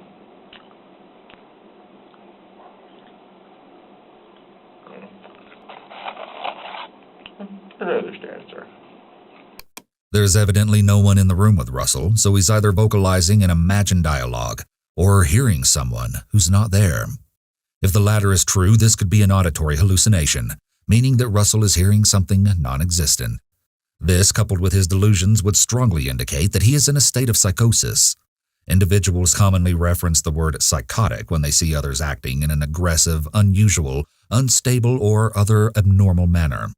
But the technical definition involves issues with reality testing, distinguishing between what is objectively real and what is objectively not real. Behavioral manifestations may include delusions or hallucinations, and we know that, at a minimum, Russell experiences delusions. We'll later see that Russell previously commented that he suffers from bipolar disorder. Bipolar disorder creates abnormal swings from neutral mood states to periods of abnormally high energy and/or irritability or mania, to periods of abnormally low energy and/or sadness or depression. This mental illness, affecting nearly 2.6% of the United States population, is the country's 6th leading cause of disability, and it tracks that Russell is on that list. Up to this point, we've witnessed particularly strange behavior, but none so strange as what follows. You do know I know you're listening, right? So listen here. Ellie Fryer is my client, my protectee. I would like to see her. Asking. Being polite. I know you're looking directly at me, aren't you? The information I gave is not worth $6. It's worth a lot, more. Russell behaves as though he's a supervillain. He's so removed from the reality of the situation that it may prove difficult to imagine the events that occurred earlier that day.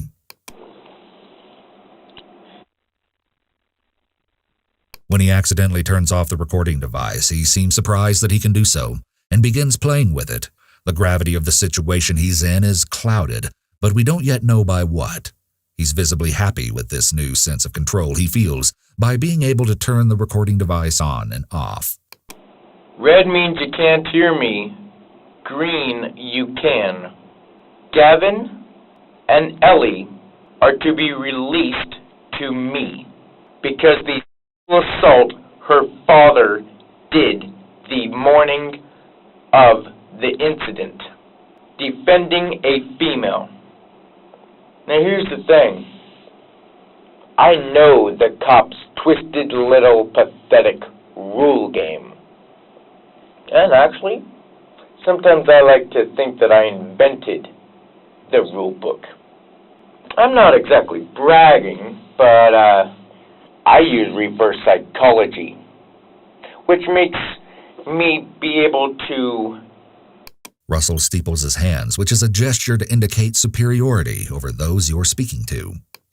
Make you think it's not Gavin, but in fact, your own kid, by reverse psychology, making you look like the lunatic. We can play it the easy way or the hard way. I'm talking nice. You got two choices. One, put a bullet through my head, or two, for all the evidence that I gave you guys, right there on a silver platter, right there, down to the last detail. Not one thing missing. A whole list, step by step by step. Even a third grader could read how easy that was. For one, Ellie is still technically a minor.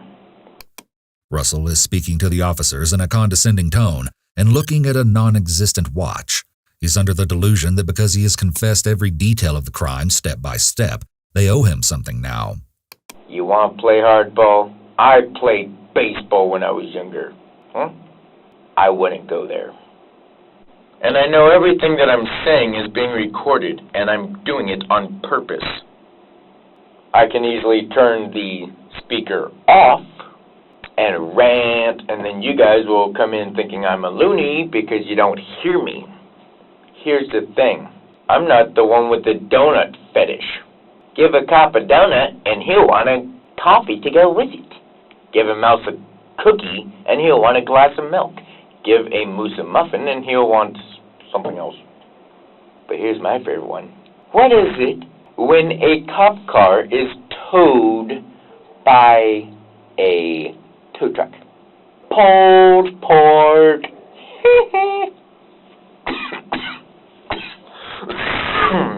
When the officers don't respond to his threats, Russell begins making police jokes and using police stereotypes.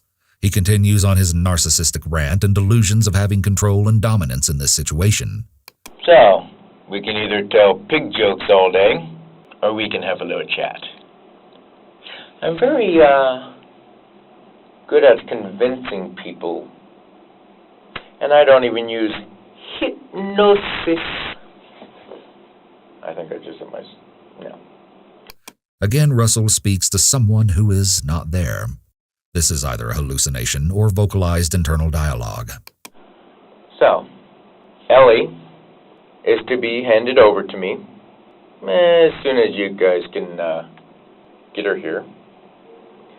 2, Gavin is released so that when Ellie's kid is born, it can have a father.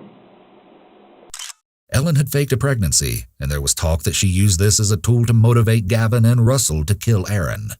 When she first got locked up, she was trying to tell everybody she was pregnant. She was not pregnant. She told you she was pregnant? I've known for about 2 weeks now. 2 weeks? She told you? Okay. Did you tell Ellie you don't want to kill him? I told her, like, I don't want to do this.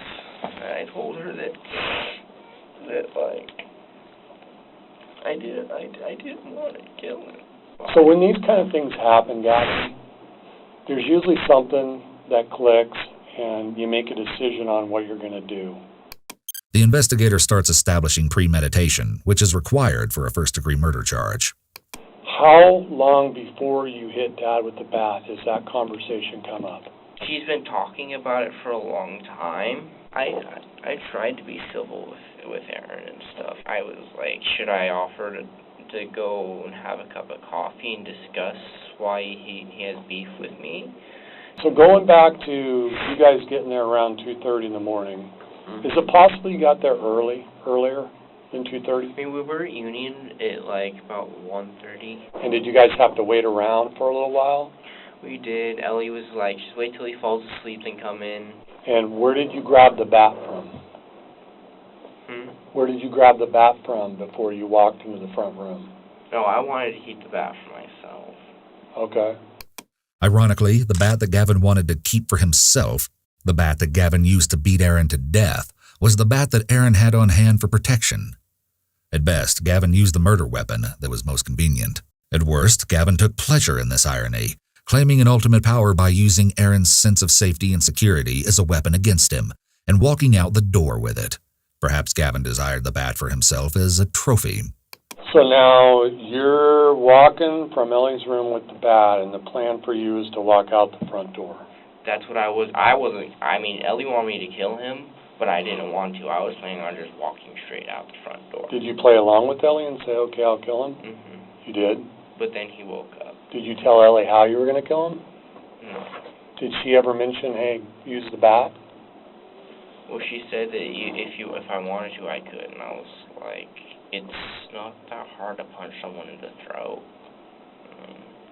Here, Gavin displays an out-of-place, boastful sense of pride over holding violence-related knowledge. This is a strong indicator of aggressive tendencies. Family and numerous friends and acquaintances confirm that Gavin held a violent streak. Another of Gavin's close old friends shared the following. We used to get together and like play football or different things like that with a bunch of guys we knew. And a couple different times he ended up punching somebody, or like I think he broke his nose at one point. And then a couple other times, yeah, sort of unprovoked, kind of fight somebody at our youth group. It was more of just a 1 or 2 thing, and then he would walk away. It's not like he was trying to kill somebody at that time, obviously. An additional past friend described that Gavin displayed unusually aggressive behavior a week preceding the murder. Yeah. So last time I had seen him, we were just hanging out, like smoked a little bit. He wanted to like wrestle me. Like he's like, I know. He's like, I'm a black belt. Like we should fight. He's never really wanted to fight. So I didn't know if maybe he was like trying to get prepared for, like this obviously is like afterthoughts. Like, oh, that's weird. Like he wasn't very good at it. I don't think he was really a black belt. And it was just like, what? Caden, who had attended South Medford High School with Gavin, explained that everyone in the school knew that he was scary and seemed dangerous when he shared his friend's experience. He threatened one of my best friends, where he had actually sent a picture of a revolver to him, making the threat that he was going to, harm him. And then when they took it to the school didn't do anything about it. We've watched Gavin cry and state repeatedly that he did not want to kill Aaron. We've also heard friends and family share stories depicting that he was quick to rage, often searching for an outlet for his aggression, whether it existed in tackle football, playful wrestling, or defending his friends. It leads us to a question of whether Aaron was another one of Gavin's outlets. So she hands you the bat in the bedroom and tells you to go take Dad out. Okay, what were her exact words? She said go out in the front room, take him out, and text me and let me know when it's done. And to me, I was like, okay, so I guess she wants me to kill him, but I don't want to kill him. So you kick the bin and the dog barks. Where's the dog at? Sleeping on the couch with him. How do you know the dog was on the couch with him? Like, 'cause I was, like, when we were in the house, like, I heard, like, one of the reasons... He's used the word like periodically throughout the interrogation, but here, Gavin uses it almost back to back. This is a notable deviation from baseline and a strong indicator of general stress, most likely nervousness in the context of the topic. Before leaving, because we heard him say, Sadie, move, and I was like, oh, okay, because, like, he's probably disturbed a little bit. Is it possible, Gavin, that you hit him while he was asleep? I don't think so, no. Is it possible, though? It's possible he might have still been asleep. This eliminates any possible self-defense theory his lawyers might have wanted to use at trial. But I couldn't see anything. It was pitch black. What makes you think that he woke up? He was like, what the who are you? But is that after you hit him once or before? That was before. Okay. Earlier in the interrogation, Gavin had clearly described that Aaron woke up and, in turn, Gavin acted on instinct. He is beginning to contradict himself, but it's not long before we hear the full truth. Is it possible that he might not have said that and you just hit him while he was asleep on the couch? I don't know. I don't remember. Are you 100% sure he said, who's that? Or could you just be telling me that, thinking that, trying to minimize this, making it look a little better? Because I just hit him while he was asleep. And then okay, so if you're going to tell the truth, let's tell the truth all the way, okay? Okay, I'm sorry. Was he awake when you hit him? No. Yes or no? No. Okay. I mean, I wasn't wanting to kill him. But then the dog started barking, and I knew where I was. I just snapped because I didn't want to have to deal with him. It was after, like, the second swing, he was like, what the f***? And then... Was he ever able to get up off the couch, or did... No. And be honest with us. Don't try to minimize things. How many times do you think you hit him? I think I hit him about 6 times. 6 times? Yeah, 5 or 6 times. And were all those hits, where did you swing and hit him at? Like, his chest and his head. Okay. Ultimately, did he stop talking, stop moving? Mm-hmm. Okay. When did you turn the light on? Like, I stood there for a little bit. I don't know. It seemed like hours, and I was just like, what did I just do? Okay. Like, one time, we were at my mom's house. I told him to come inside. He wouldn't listen to me. So he went outside, and because my mom's in a wheelchair, pushed my mom down the driveway, and my mom fell back and cracked her head open. Oh my gosh. I know this might be tough, Gavin, but it's important to know. Can you stand right there for me? Right there. Stand up for me. And tell me that first time you swung the bat, tell me exactly how you swung the bat the first time. The investigator gets Gavin to reenact the actual murder, which helps both verify the confession and to show his actions match the evidence. This makes a false confession claim harder to get around. His couch is like right here. Okay. His head's right here. I'm standing right here, a little bit at an angle. And I went over the shoulder the first time, and then I started going up above my head. And the first time you swung it, it was over the shoulder? And all the rest of the times you hit him, did you come up over the top? Yeah. You work at Del Taco, right? Mm-hmm. Did you take some gloves from work? Yeah. Okay. I was wearing gloves, yeah. Are they light blue gloves, latex Yeah. gloves? And where did you put those on before you went out in the front room? I had those on the entire time because I didn't want to, I was really just planning on going in and out and trying to leave no fingerprints or anything, so. And these are the clothes that you were wearing? This that you have on? No. Where are the clothes? I went home and I washed them. Okay. Are they in the washer? Yeah. Is that over an Almond? No, that was over at Bobby's. And I have a note here, but who's Bobby? Bobby Jackson's my best friend, and I'm his best friend. Been that way since like 6th grade, and Gavin kind of ended up joining us in that. Kyle shared that he, Bobby, and Gavin were close, but no one else who he interviewed mentioned that this trio existed. Gavin embodied multiple personas. He didn't belong to any one group, and those he regularly spent time with seemed unaware of others he regularly spent time with. Interestingly, Kyle and Bobby in one location and Jacob in another claimed that Gavin was living with them at the time of the murder. We were close. He was actually living with me and another guy and his mother when this all happened. Gavin's friend Christopher Snow had also reported that Gavin was his roommate at the time. Christopher spoke to the press the day after the murder, explaining he was shocked, disbelieving that Gavin and Ellen were at odds with her father. The person who disagreed most with their relationship, according to Christopher, was Ellen's mother. Does anybody know that you did this besides you and Ellie and RJ? Did you tell anybody else? No. Gavin may not have told anyone that he followed through with Aaron's murder, but he certainly talked about wanting to kill him.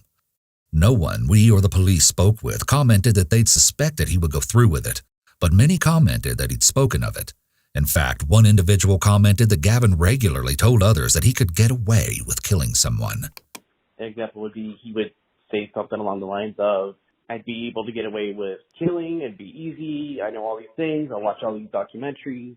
Like it was just something normal to say. Everything in his life seemed like it was a game to him. Interestingly, Gavin displays nonverbal behaviors which indicate feelings of insecurity and discomfort. For example, he hunches his shoulders and crosses his arms tightly over his chest, making himself smaller and more contained, essentially an upright, adapted version of the fetal position. Before you leave the house, are you being 100% honest with me that Ellie was out in the car? Because I'm a bit confused, because when did she come back in and get the dog? She came back in after I hit her dad. Note that Gavin commented, hit her dad, not killed her dad. This is distancing language, or language that places psychological space between the topic under discussion and the speaker. Either Gavin doesn't register the murder, or he cannot stand the thought that he killed someone. Why do you think you hit him? To me, in my eyes, I felt like he was an enemy. Like he was out to hurt me. Okay. So. What do you think happens when you hit somebody in the head with an aluminum bat? There's a lot of brain damage. Do you think it could cause somebody to die? Yeah. This is to establish another element of first-degree murder, is that it must be committed with some sort of intent to kill the person. The murderer must therefore have attacked or harmed their victim with the purpose of ending their life. Okay. Did you do anything to try to give him any kind of aid? No. And how does Ellie get in the house? She just comes in through the front door. Hold on. When she comes through the front door, what does she see? She sees her dad laying on the couch. What does she say? Well, she didn't say anything. Did it shock her? Was she upset? Not really, no. Did you tell her what you did? No. Was it obvious? It was obvious, yeah. Okay. This is to show that Ellen knew this was going to happen and that she was a co-conspirator, so she can't later deny knowing Gavin was planning to kill him. When Ellie comes in, is he making gurgling noises or has he stopped making those noises? He was still gurgling. Gavin's body language is an extreme show of emotional distress. More genuine than the adapted version we witnessed previously, he is sitting in an upright fetal position, holding his knees to his chest. This is blatantly self-pacifying, indicating Gavin is far more affected by this than his vocal tone and straightforwardness suggest. So she comes in, gets the dog. Does she go outside or does she stay in the house with the dog? She just goes outside. RJ and I, we opened the trunk and then we put him in there.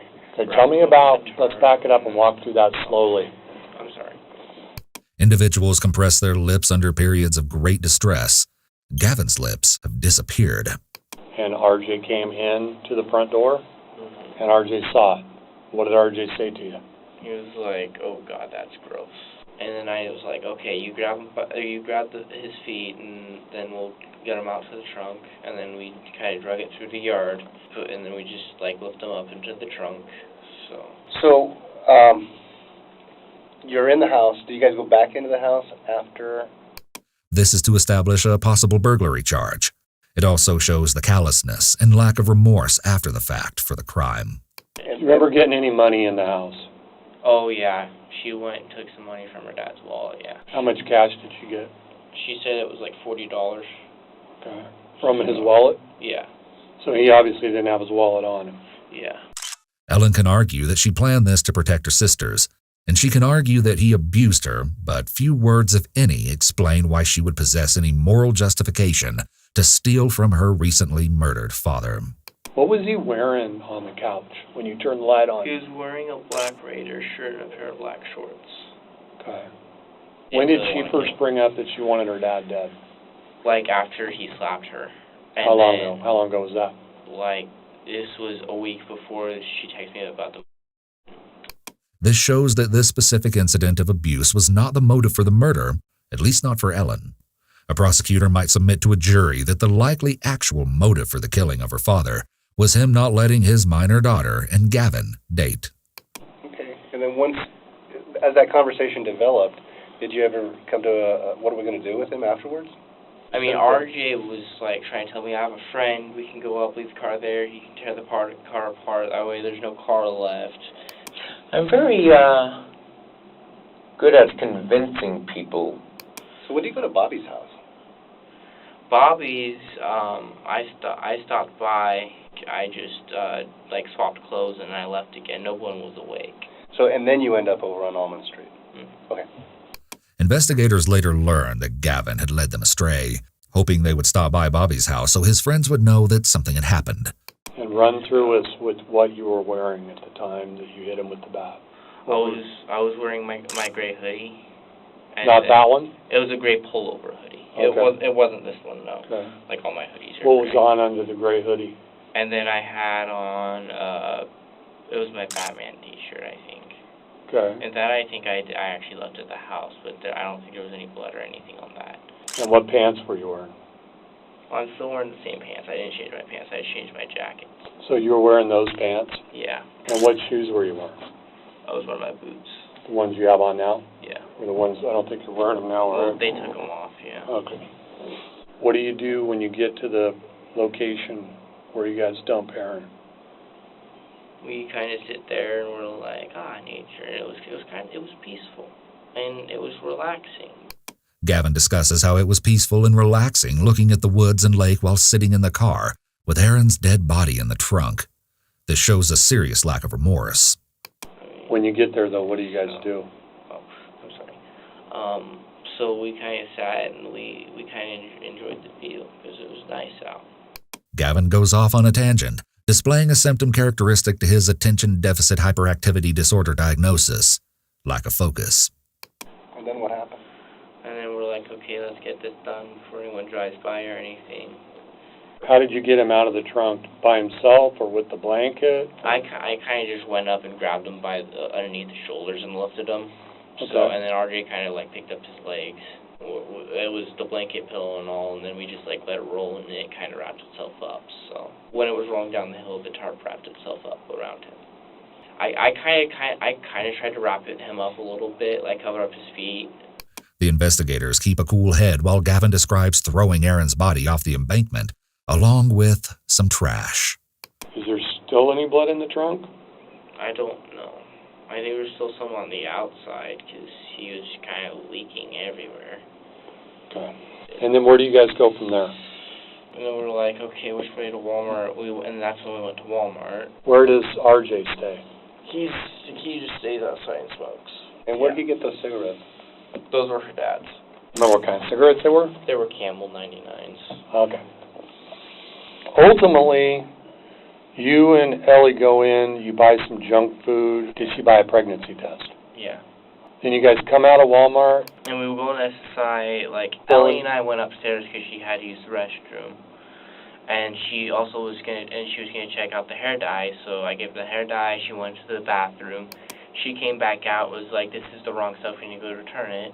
We went back to Walmart, and we got the refund of $9.77 was the refund. And then we go back out. Picky about makeup and hair dye, sneaking out of a bedroom window to see a forbidden older boyfriend, and conspiracy to commit patricide. One of these things is not like the other. One of these things just doesn't belong. Gotcha. You need something? Bathroom water or something like that? Can I get some water, please? Yeah. You want a soda or anything? No, you guys have Mountain Dew. Yeah. Okay. You want to do? Yes, please. Okay. I don't understand why you guys are being so nice to me. I mean, I guess you do something. Okay. We'll be right back. We'll be right back. Gavin is offered a drink, and he states how nice the police are being to him, showing that the Reed tactic they have employed has worked well, and they're seen as allies to him.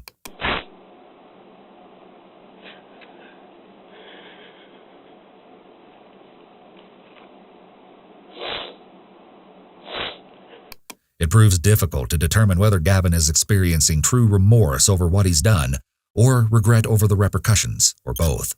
Whatever the case, Gavin's emotionality indicates that he didn't go about this entirely in control and intelligently. Up to this point, we can reasonably speculate that Gavin displays aggressive tendencies, violent behavior, and impulsivity. There's more to this story, but we'll cover that later. Gavin had displayed concerning behavior throughout childhood into adulthood, so much so that he was considered a possible threat to others at South Medford High School. People talk about schools having like a list of kids who are potential threats. I'd say he was like the poster child for that person at our school. It was like an understood thing, you know, about Gavin, that's kind of the person that he was. Kind of a scary person, not someone you would think to mess with. Yeah, it just kind of gave me like an off vibe sometimes. You know, everyone jokes around like, okay, if we had a school shooter, it'd probably be him. Anything concerning with Gavin? Yes, we did a threat assessment, a threat to others assessment. I can't remember when. He grabbed a student's breasts and was inappropriate on a few occasions. We also, I believe, did a risk to self assessment on him at least once, like that he'd said he was going to kill himself. Yeah, something split in his head, man. Something he cracked. Like I said, it's like she did help kill her dad, but like I swear to God, you know, she was crazy. From what I heard, you know, she did some crazy shit, but I don't think she would have killed her dad. All right. How you doing? I'm barely awake. You are? I'll tell you, if I was at a police department, I would be wide awake. Detective Smith is consistently direct with Ellen. She implies here that Ellen should be more alert, despite Ellen being sleep-deprived because of the circumstances. This seems rather counterintuitive, considering that Ellen is already displaying high levels of resistance, which interrogators typically counter with empathy and kindness. We talk to everybody that is involved, and then... You okay? Mm-hmm. Okay. I've been under the weather lately. Oh, goodness. Okay. Ellen makes poor attempts at eliciting sympathy in whatever way she can throughout the interrogation, but the investigator pays little mind, often implying that Ellen is, for lack of a better word, dramatic. This is markedly histrionic behavior. Histrionic essentially means melodramatic. In the mental health world, histrionic behavior is heavily and unsurprisingly present in histrionic personality disorder. It can be a symptom of a variety of other disorders as well, but generally refers to maladaptive, attention-seeking, and exaggerated behavior. And then we talk and try to like hammer out and figure out what who's saying what's going on, and try to really get the real story from everybody, okay? Of course. Is it okay if I keep talking to you kind of about what we've learned? Mhm. Okay. And then if you feel like letting me know stuff, you can do that. Does that sound fair? Yes. Okay. So, this morning when the police were called to your house, it was because your sisters actually saw you and Gavin and somebody else in there, a couple other people in there leaving. Then they saw a lot of blood in the house, okay? So then what they did was call Michelle. You know Michelle? No, I don't know Michelle. I'm pretty sure that's her name. Your dad's girlfriend who was over at the house last night? Oh, Mickey. Mickey! Thank you. Her name is Mickey. Okay. Thanks for helping me out. They called Mickey and then ran to your mom's house, and so everybody is really concerned and worried about you and your dad, because we actually don't know where your dad is right now. That's really frustrating. That's really disturbing to hear. I agree. Consistent with previous displays, this behavior is more than awkward. It's uncomfortable, what some might call cringy to watch. We can tell she's attempting to muster up and replicate something resembling shock, panic, or concern, but she falls considerably short of the mark. Nonverbal experts might determine she is being disingenuous from reading her robotic arm movements, chiral facial expression, or incongruent verbal and nonverbal communication. Even her word choice comes off as suspicious. Imagine being detained, sitting across the table from an investigator in an interrogation room, and learning that your father is missing, and there is blood everywhere in your living room. Would your response be a robotic? That is very disturbing to hear. This is more so an explanation of an emotion, not an expression, which is why we easily sense that something is off. The investigator directly challenges Ellen with step 1 of the Reed interrogation technique discussed earlier, positive confrontation. She lays all the evidence law enforcement has indicating Ellen's involvement up to this point. We also can tell from this moment and from points earlier in the interrogation that Detective Smith is attempting to set up a theme that involves Ellen's sisters. Similar to Gavin's moral justification for committing the crime, Ellen's might be that she was trying to protect her 2 younger sisters. I absolutely agree, and your sisters are a little bit disturbed by that as well. Because they're scared that they saw you leaving, they're scared there's blood in your house, and they're scared that nobody knows where your dad is. So they're awfully little to have those kinds of worries. Maybe he was looking for me. So where did all the blood come from in your house? I don't know. Okay. Mickey knows that you were there, Sierra was there, Olivia was there, your dad was there. So it would be nice if we could get some of this figured out. And like I said, Detective Smith makes a skillful confrontation about figuring out what's going on, without making a direct contradiction to Ellen, who begins to gesture and move without purpose. For instance, she momentarily glances at her nails here. These meaningless gestures and movements grow to be progressively more pronounced. Meaningless movement, otherwise known as fidgeting, is a widely known nonverbal indicator of nervousness. Pay attention to the topic of conversation during times when Ellen fidgets the most. So, somebody else is talking to Gavin, somebody else is talking to Mike. Oh, got a little owie there? That's it. Okay. So, it would be nice if we could get on the same page now, okay? Excuse me, what's your name? Stephanie. Stephanie, I'm barely awake right now, and I barely have any recollection of what happened yesterday or within the 24 hours. Do you need coffee? I hate coffee. Okay. I try to stay away from caffeine and other chemicals. And you don't eat meat. Is there anything we can get you, from a fast food restaurant that would... No, thank you. Okay. In all honesty, I don't feel like I deserve that.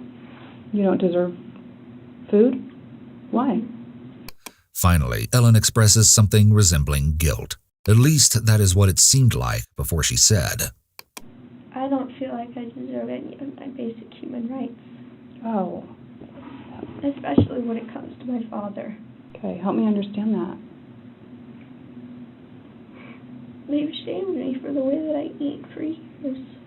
Okay. Like in what way? Just shaming me. Well, you don't eat meat. Do they comment about that? My dad ridicules me for that. Okay. Well, that doesn't have anything to do with you being hungry and us wanting to go out and grab you something if you want something. No, thank you. Okay. But thank you for the offer. Well, you bet. Yeah. Some may feel bad for Ellen, but keep in mind what she was recently part of. It could be that her father ridiculing her over food was only one piece to the puzzle that set her off. But fixating on this detail in this moment, going so far as to share it with Detective Smith, indicates egocentrism, which involves interpreting life as though it exclusively revolves around the self, and maladaptive self-pity. There could be a persecution complex here. If Ellen holds a persecution complex, she possesses a persistent belief that others have malintent toward her. It's hard to determine whether there's mental illness involved at this point. She could be playing the sympathy card. Tell me about Gavin being at the house this morning. He was walking with me everywhere, so if we went there, then he was there. Okay.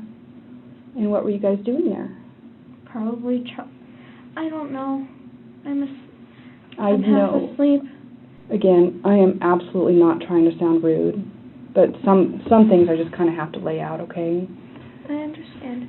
Are you an AP student? Yes. You take AP classes? Mm-hmm. Taking AP classes, you've got to work really hard in those classes, and I know that. Okay, so I know there were times you were really super tired and you were still studying. So for you to sit here and tell me how tired you are and you can't remember, I feel like maybe that's just an excuse because you don't want to talk about something that's super hard to talk about. Detective Smith is narrowing the ability for Ellen to be evasive. We are all trying to piece together what happened because we're very worried about your dad. And I get that it doesn't sound like to you he was the best dad. Of course I'm going to be worried about him. He might have abused me for most of my life, but he's still my father. Ellen uses every opportunity to sneak in a comment about how her father was abusive. Again, we re-arrive at the idea that Ellen is not fully aware or functional during this interrogation, only because she is so poorly lying and concealing her negative feelings toward her father, which would, as Ellen might logically reason, add to motive. She's reportedly intellectually gifted. It raises a question as to whether Ellen is attempting to pull off shock or whether she's a 15-year-old struggling to comprehend how to get out of a bad situation. So one of the things that has also happened is South Medford High School has a school resource officer, and apparently you're still a student there. And you had like a band thing this weekend, and your dad came and picked you up from the school at like 3 a.m? Ellen coughs nearly every time she takes a drink and looks up to Detective Smith to see her reaction. This is histrionic, dramatic, and pity-seeking behavior. But it also occurs each time the conversation becomes more heated. Note that Detective Smith is quite direct in her confrontation in this moment. Are you going to choke on your water? It worries me. My throat's burning right now. Okay. Well, you're welcome to drink the water, but if it's going to hurt, maybe give it a little break. Does that sound okay? Anyway, have you met Officer Jackson? He's a school resource officer at South? No. Okay. I haven't. So Officer Jackson says you are a current student there. Why would Officer Jackson say that? I don't know. Because you're a current student there and you're kind of pulling my leg a little bit. No. And that you're in band. I do know about a lot of underage people having marijuana, though. Okay. Well, that's probably a dime a dozen these days. Ellen makes an additional attempt to divert attention away from her wrongdoing onto someone else's wrongdoing. This is otherwise known as deflection, and it's Ellen's favorite type of defense mechanism. I've had temporary amnesia in the past. There was a couple of instances where I have passed out and lost my vision and my memory. Okay. And it was when I had a throat stone. Do you have a throat stone right now? No. That was a while ago. Okay. So when you have this temporary amnesia, who takes you to the doctor? I don't really talk to anybody or reach out. You would certainly tell your mom or your dad if you have temporary amnesia. I feel like I can't really go to them for anything. I feel like I'm a bother. Where's your dad? I don't know. If you needed to get a hold of your dad right this second, what would you do? I'll call his cell phone. What's his career, or what does he know how to do? Sometimes he does, like, yard work or something. What was the last job he did? Like I said, a roofing job or something. Oh, the Something on roofing job? roof. You said for a neighbor? Yeah, Okay. Did he get paid for that? I believe so. How much money did he get for that? I don't know, Stephanie. Okay. Okay. You know, I'm just trying to figure out what happened. That's all. I'm trying to piece together everything right now. Well, so far you've told me you're 18 and your name is Rain. And I'm here to tell you, you're 15 and your name is Ellie. Okay, maybe you go by Rain. Do you go by Rain? Yes, Okay. Rain and Rose. So your friend would know you as that. Like Russell goes by Mike? Okay. Note that while Ellen has allowed Detective Smith to state that her name is Ellie and she's 15, Ellen has not accepted blame or outright acknowledged that she was lying. Ellen's lies surrounding her identity could indicate that dissociation is present. Ellen would be in a state of dissociation in this moment if she's protecting herself by psychologically separating herself from something, in this case, her identity. Separating oneself from one's identity is a form of dissociation termed depersonalization. For example, she wants to be someone else who did not conspire to kill her father and potentially go through traumatic abuse. Rose. They call me Rose. I'm so out of it right now. I haven't taken any drugs. Okay. You can test me for anything you'd like. Rumor was that Ellen began to dabble with THC and nicotine once she reached high school, following the occurrence of a specific taboo incident. Literally, her and some kid did it on the bus, got in trouble for it. After that, she started smoking and doing bad things. Based on accounts of others, evidence is mounting that Ellen's problem behavior emerged around 14 or 15.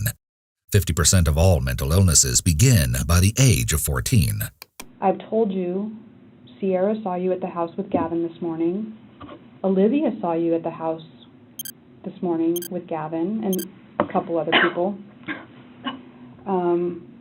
Sparklebeak is somewhere I don't know, that you took Sparklebeak this morning from your sister. So, I mean, that's just what I'm coming up with off the top of my head as things that I have told you that should be perking you up and waking you up and oh my goodness, I'm sitting at the police department. I've just heard all of these facts.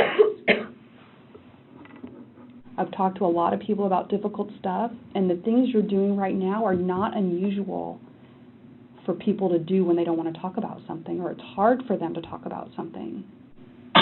Okay, I don't want you to... this is phlegm. Oh, it's phlegm? Okay. I don't want to take your water away, because if you want it, you need it. But you also keep worrying me about every time you drink it. It's all back in my throat now. Okay, you're good then? Okay. All right.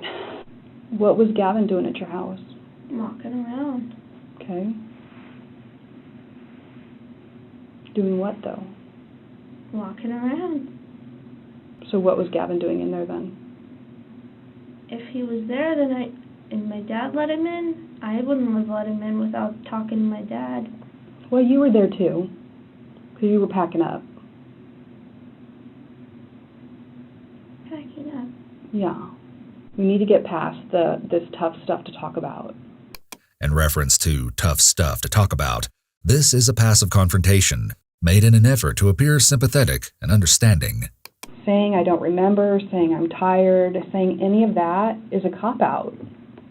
So the truth is a cop-out. So what's the truth? I don't remember. I'm so out of it. What do you think Gavin and Mike are saying? I don't know. You want to see a magic trick? Hocus pocus. Okay. I have no idea. This is an obvious ploy to play the prisoner's dilemma. Law enforcement regularly utilizes the prisoner's dilemma to coerce drug dealers into ratting each other out. Technically, it occurs when two parties each make self-beneficial decisions, which result in a less than ideal outcome for both. Do you think they're being honest? Yeah, I've known them to be honest people. I know that Gavin knows the police force here. Who's Mike? More Gavins and mine friends. Okay. More Gavins, but... Detective Smith has made a sliver of progress. She's gotten a small foot in the door. The foot-in-the-door technique is used to counter resistance in interrogations. Ellen has acknowledged that the two other detained individuals are in fact Gavin and Russell, and that she does in fact know who they are. This may seem like a small victory, but by way of the foot-in-the-door technique, Detective Smith has greatly increased the chances of Ellen providing more important information. And that was actually the older boyfriend. We were friends with benefits, but never really a relationship. Okay. And did your dad approve of that relationship? I didn't really tell him about it, but he saw us holding hands and he freaked out. Mm-hmm. It's just dawning on me, and I'm going to point this out to you, that you have a pretty good memory of all of that stuff, but you can't tell me what happened Of my past? 10 hours ago, not even 10 hours ago. My past is ingrained in me Okay. because of how much pain it's brought me. Uh-huh. You know what happened 7 hours ago. Do I? Yeah. Like I said, it's been a long time since I've seen a parent act the way your mom was acting this morning. She was literally on the ground, sobbing. On her knees with her head buried into the ground, sobbing. She's worried about you. She's worried about Aaron. I'm worried about my dad, too. From what you've said, there's blood at the house and he's gone? Yes. I feel like that probably doesn't come as a complete shock to you. I'm very good at hiding my emotions. I have to be strong for my little sisters. Well, yeah. I mean, there's a lot at this point you owe your little sisters. What if your dad can still be helped? Then let's find him. Mm-hmm. Detective Smith is gauging Ellen's response. Were you at a band thing up in Salem? PCI, What's that? Pacific Coast Invitational. What instrument do you play? It's like the front percussion. I don't even know the name of the instrument I play. Do you play cymbals? No. Do you play a triangle? No. Detective Smith is warming Ellen up, encouraging her to talk about something she knows Ellen enjoys, music. Most of those we spoke with who knew Ellen knew her through band. She was just kind of, an average band student. I think she played the clarinet and bass clarinet. She did band camp, so she did marching band. I would say that's like where the majority of her friends were kind of located. She was one of the kids who hung out, in the area during lunch and stuff. So she was, just a regular band kid. Are you going to take a little sleep? I'm really tired. Okay. All right. Ellen puts her head down as if to go to sleep, passively ending the conversation at this point. A very common tactic employed when a suspect is not getting the information they want from the investigators. Since she cannot craft her story to fit the facts, she attempts to stop talking.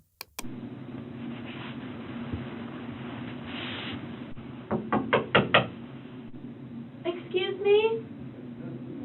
Can I get some nausea medication? Some nausea medication? There's a garbage can right there, okay? No. I'm going to see. I know we have Tylenol, Advil. Ellen then asks for a place to lay down. Detective Smith leaves. Afterwards, Ellen continues picking at her skin and her nose, and appears to place her fingers in her mouth. Consider the meaning behind Ellen's non-purposeful gestures in these moments.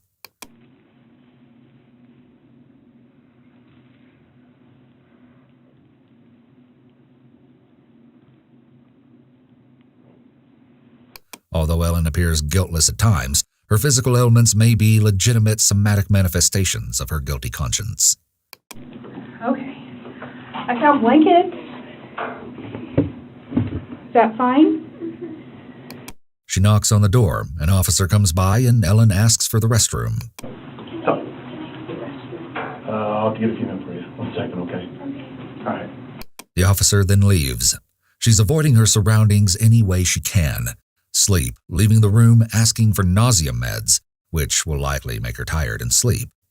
This is a common avoidance triad often used by suspects. Hi. Do you need to use the restroom? Yes. Okay, come on. Ellen is getting bored. This is a common tactic we see, where a suspect is left alone in an interrogation room and they become bored and anxious. The goal is to convince them that talking will get them out of there sooner, leading to a sort of reprieve, both physical and psychological. Detective Smith returns. She brings paper and crayons. While this is seemingly infantile for a 15-year-old girl of allegedly sound mind, it could be her drawings will be examined for indicators of evidence, state of mind, or other information. They may also serve to relax her and ease her anxiety, making her somewhat more likely to talk, though ultimately still be bored with such simplistic items when questioning resumes.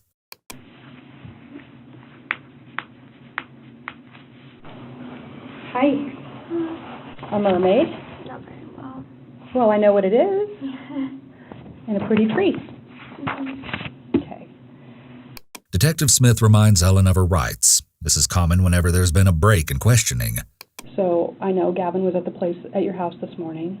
I know your dad saw him. I know Mike was standing outside of your house. I know you guys went down to Gavin's house on Almond. I know that you moved the car around. Okay? I want you to know that we know what's going on. And the bottom line in all of this is, why did all of this happen today? She's searching for corroboration. Why did all... I'm sorry, can I get some more water? Yeah, you can. But you haven't been doing this stuff with your throat since I've left. I mean, playtime's a little bit over. So why did this happen today? In response to Detective Smith's question about why did this happen today, Why today? Ellen asks if she means her plans to run away. Why did I try to run away? But Detective Smith quickly closes down this denial by stating, You know that's not what I'm talking about. this is an indirect confrontation, purposefully left vague to encourage the suspect to speak of the crime in their own words. Why was Gavin at your house? Why was Mike standing outside your house, or Russell, or whatever you call him? Why did you guys go down there? Why did you guys end up out on Highway 140? Well, I actually know the answer to that. We're not playing anymore. We have the facts. Detective Smith insists that they have the facts. They have stories and statements, but they don't have facts. This is common misdirection, and at this point the questioning will get more direct and targeted. Detective Smith is done playing games, and Ellen knows it. Can we start from the beginning of your side now? We have other sides. What I don't have is your side, because you've been messing with me all morning. Can we have your side? Yes. Tell me your side. Where should I start? Have you been taking clothes out of your house? Yes. Okay. Start there. Well, my situation with my father abusing me had gotten worse, so I was looking for a way out. So I started a plan to run away. So I started transporting all of my clothes to Gavin's house. Note as Ellen talks, she also keeps scribbling with the crayons. She's splitting her attention to avoid the interrogation as much as possible. All of that blood that your sisters walked in on is your dad's blood.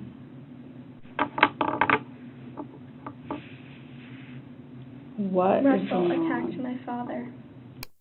Ellen states, Russell attacked my father and his bloody machete is over by the northern Walmart. This signifies a major shift in her psychological stance towards both Detective Smith and the interrogation. So tell me everything you saw that happened to your dad. I didn't see anything. Like I said, I was in the back room, and when I heard the whole thing going on, I jumped out the window and I ran. Okay. There's something different about the way Ellen speaks here versus the way she's spoken previously. The cadence is off. She cuts herself short. She's lied consistently up to this point, but this moment seems significant. Perhaps the outcome of the conversation is more salient to her at this point. Whatever the case, her speech deviates significantly from baseline, an indication of heightened physiological arousal. Okay, I'm going to take notes so I can keep track of this, okay? How do you know Russell was with your father? Because Gavin was with me, with my stuff. He was with my stuff. How do you know Gavin was with your stuff? Because I could see him through the back window. How do you even know that a machete was involved prior to going out to that North Walmart area? Because he had it on him. And then he pulled it out, and I saw the blood on it, and I realized what had happened. And how were you guys getting around, like to the Walmart or that kind of thing? Russell got the keys, and we took my dad's car. This is another inconsistency. In terms of the last time Ellen claimed to have been in the car, several days prior to the murder. Ellen continues to scribble with the crayons. So, where did you meet up with whoever was in your car? Was in the car? The alley. Okay. Gavin took me back and I pulled it into the alley. And what's the very next thing that happened? Then Gavin and I go in to get the rest of my stuff, and Gavin has the car started, and Russell has a tarp hanging out of the back seat, or the back trunk. Yeah. And then... Did you stop at Gavin's house first? Yes, we did. Okay. We dropped all of my stuff off, and then I was hungry. So what about your dog? We dropped the dog off there. Okay, gotcha. He's there now. Okay. So you and Gavin go into Walmart, and then you said you go to the SSI building? Yeah, that's what Mike wanted to do. What did he want to do there? I guess he wanted to make Gavin his rep payee. Did you go back to Walmart? Yes, I went back into Walmart to return something. Oh, what did you return? Hair oil. Okay. Where was Mike during that? Well, since he killed my dad, and I have suspicions that he was in the trunk, maybe he went to do something with the body. Detective Smith pauses. And I've been a little bit, blunt with you during this process. That's what I appreciate, blunt. I don't like people that beat around the bush. This is a dissonant contrast to her previous behavior of playing an extensive game of cat and mouse. Then I'm going to be blunt with you. The information I have is you knew your dad was in the trunk. My guess is it probably wasn't a great feeling to know that your dad was in the trunk. Am I right? Yeah. What were you saying to Mike and Gavin about your dad being in the trunk? I was asking them about it, what's in the trunk with the tarp, and they're a body. I'm like, whose body? Why, is my dad in there? And Russell says yes. I believe that Russell's the one that killed my father. Okay. Was anybody wearing gloves today? Russell was. Okay. Were you? At one point, yes. I think, because Russell was the one that insisted that I put the gloves on. And then what happened? You put the gloves on? I put the gloves on. We go to Walmart. So when we get the video footage from you in Walmart, we're going to see you in latex gloves walking around? I didn't put them in my pocket, then yes. Okay. Did you help with your dad out on 140? Because that would have been hard too. 140? Yeah. We have found your dad, and we know he is dead. And we know that you and Gavin were there when he was taken out of the trunk. That's just things we know, okay? They did pull over somewhere. That must have been where it was. Yeah. And then Russell threw the body over. How did that make you feel? Whether a suspect expresses remorse or is perceived to express remorse, it may influence severity of sentencing. A defendant who confessed and appears remorseful is more likely to avoid the death penalty. I felt really bad. What did you say about it? I yelled. I blew my top off. What did you yell? A lot of things Like that I regret. Tell me an example. Knowledge of the crime now has been clearly established, and Detective Smith is working towards establishing elements of both the crime of murder and additional crimes like conspiracy. I hate using swear words, but I was so mad that I used just a bunch of swear words. To who? Mike. More than not feeling, Ellen struggles to identify emotions that would fit this moment, stating that she was using a bunch of swear words when Gavin and Russell, or as Ellen tells it, just Russell, were throwing her father's body off the side of the embankment. One of the things also out there by your dad is the baseball bat. A baseball bat? Is that what he used? Because my dad kept a baseball bat by the front door for protection. Okay. As a reminder, compare Ellen's behavior throughout the interrogation to the behavior Detective Smith established at the beginning of the interrogation. This behavior is similar to what Ellen was expressing when Detective Smith collected Ellen's baseline. Her paralanguage and micro-expressions are similar. Where is that baseball bat now? Well, you said it was found, so he must have saw it and used it along with the machete, because the machete did have blood on it, and it was dried. How do you know it was blood? It was red. Okay. Like dark red, dried blood. I know what dried blood looks like. I'm a woman. Okay. And tell me about what the baseball bat looked like. It was dark. It was a black metal baseball bat. The information we have is that you actually threw that baseball bat up into the tree. What? But I was in the car. Well, I'm a little bit thinking maybe you weren't in the car. She is digging deeper into the extent of Ellen's participation in the crime. The whole time, she remains sympathetic and calm with Ellen. Did you put it up in the tree? I kicked it. I don't know if I kicked it. That's why my like here. I have a line. Oh, wait, let me see. You have a line on your foot from kicking the baseball bat? Okay. I don't know if you can tell. Was he making any noise or anything? No. Could you tell if he was alive or if he was dead? No. He was wrapped up. I saw his head covered in towels, and he was in a blanket. Okay. And how did his head get covered in towels? I guess Mike or Gavin must have wrapped him. But Gavin seemed just as shocked that that happened as I did. I think Mike took it too far and did that. Okay. And where was he when you saw that? They were pulling him out of the trunk. And when you say they, you mean Gavin and Mike? Yeah, Mike did most of it, though. Okay. But, I mean, he needed help. Yeah. Ellen states they were dumping the body, but stated previously that Russell did this on his own. She continues to struggle to keep track of her lies. Like, what, do you know the names of roads? Yeah. You do? What roads were you on that you know the names of? I know that we went on Hillcrest. You know you went on Hillcrest? That's all I can remember. I was just kind of sitting there freaking out, staring at the road. Okay. Okay. So, however way you're on Hillcrest and then you get out to the road where your dad is taken out of the car? Okay. Detective Smith employs a variety of active listening skills. Active listening encourages individuals to discuss difficult topics. Detective Smith additionally attempts to recreate the route taken to dump the body. This is another part of the narrative that will be important to the DA's case against the suspects. It will also help corroborate times and locations.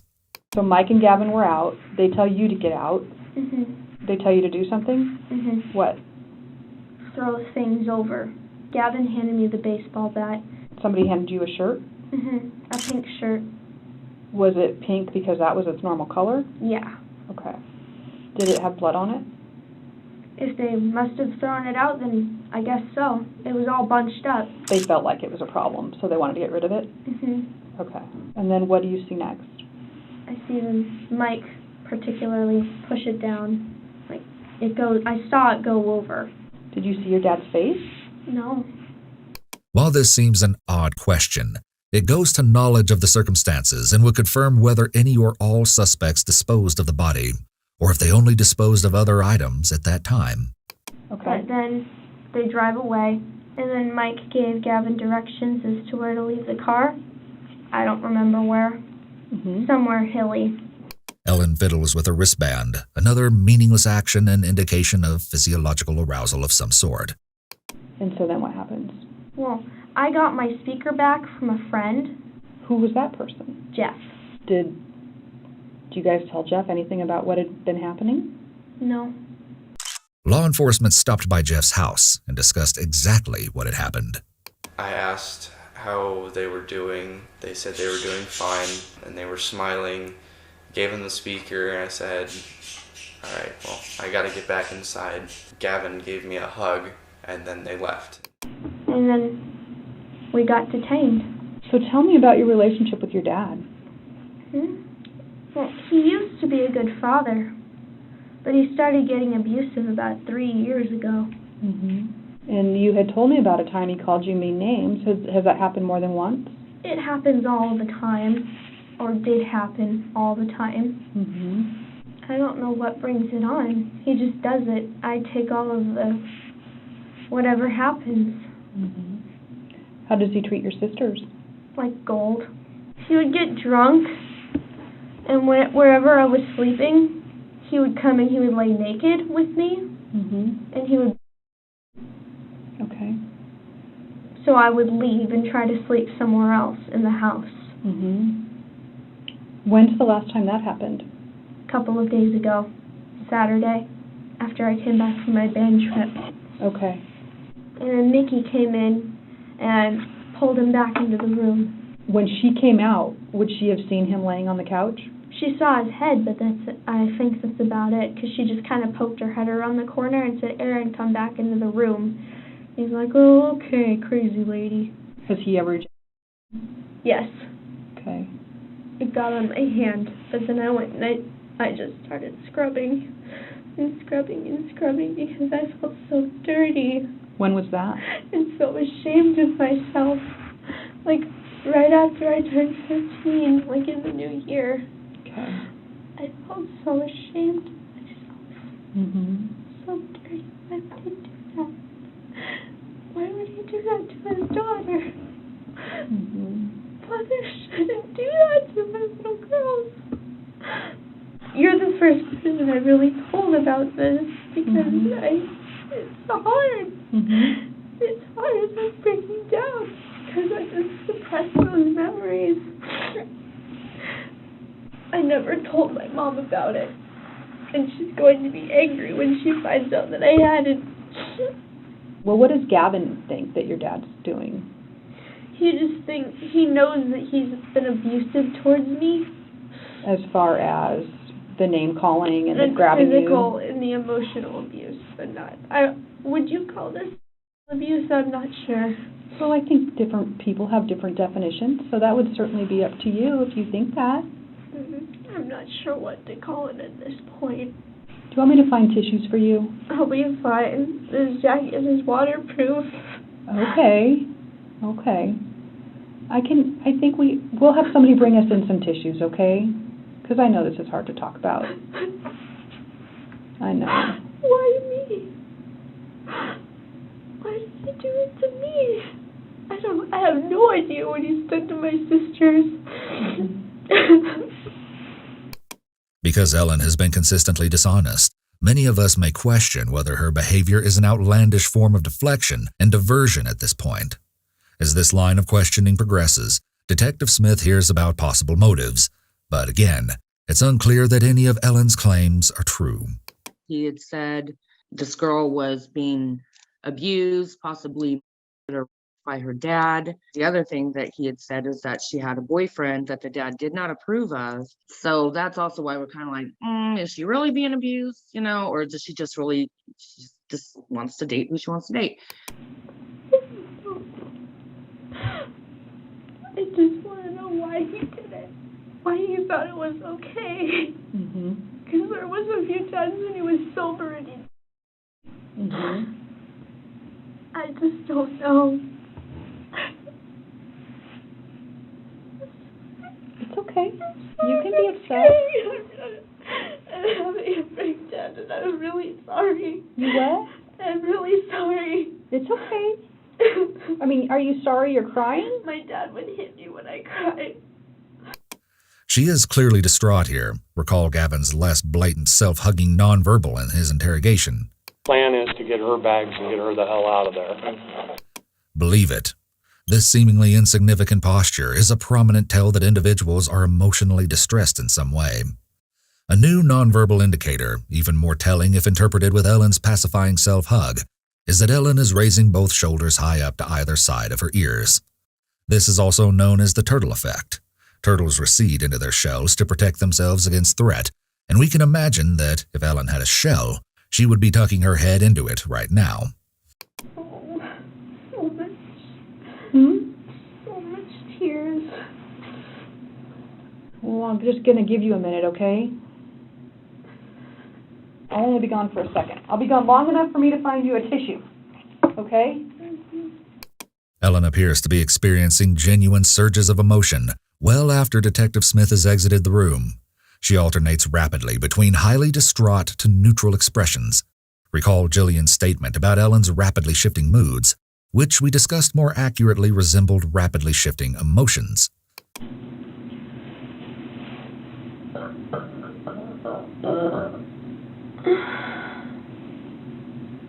We could infer from Ellen's expressions in this moment that she's struggling to regulate her emotions.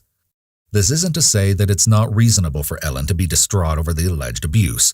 but rather that her specific way of responding hints at potential abnormal emotion regulation and possible psychopathology. She's just kind of filling us in, and she's going to come back in and chat with you. Okay?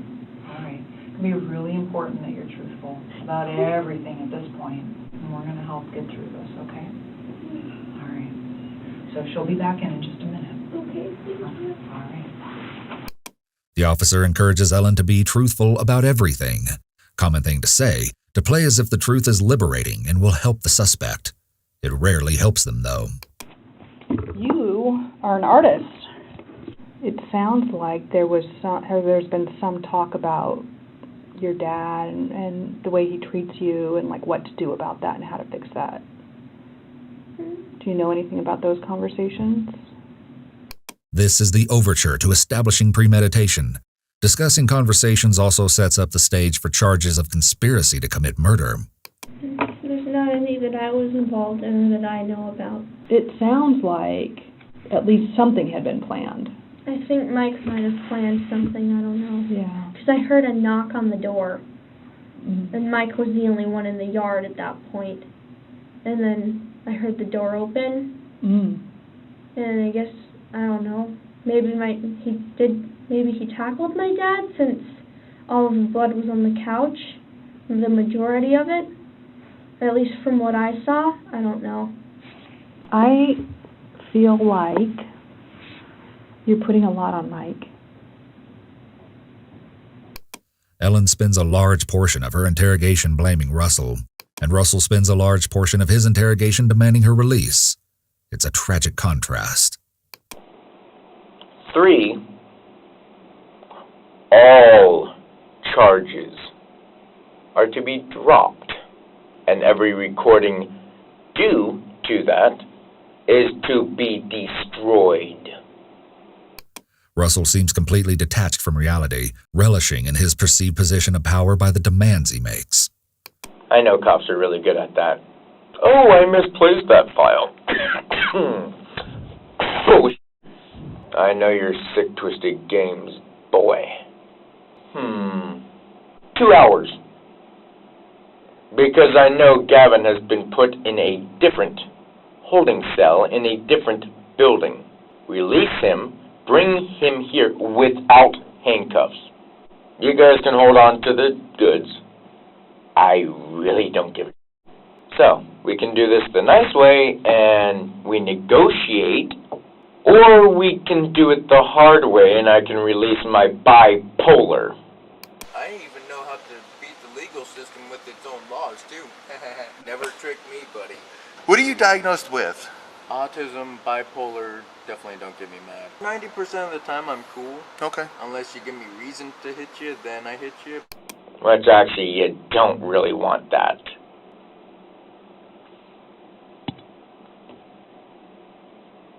He seems to grow increasingly frustrated when none of these tactics gain traction. So he next tries setting a time limit to which they must comply, and arrogantly turns off the recording, gesturing to it as if it's some sort of standoff that the police are actually contemplating. Okay.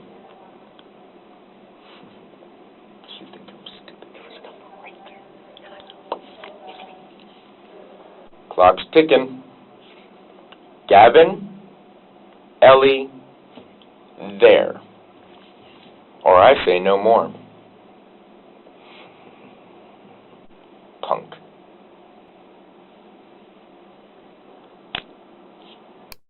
These are nonverbal signs of aggression and dominance.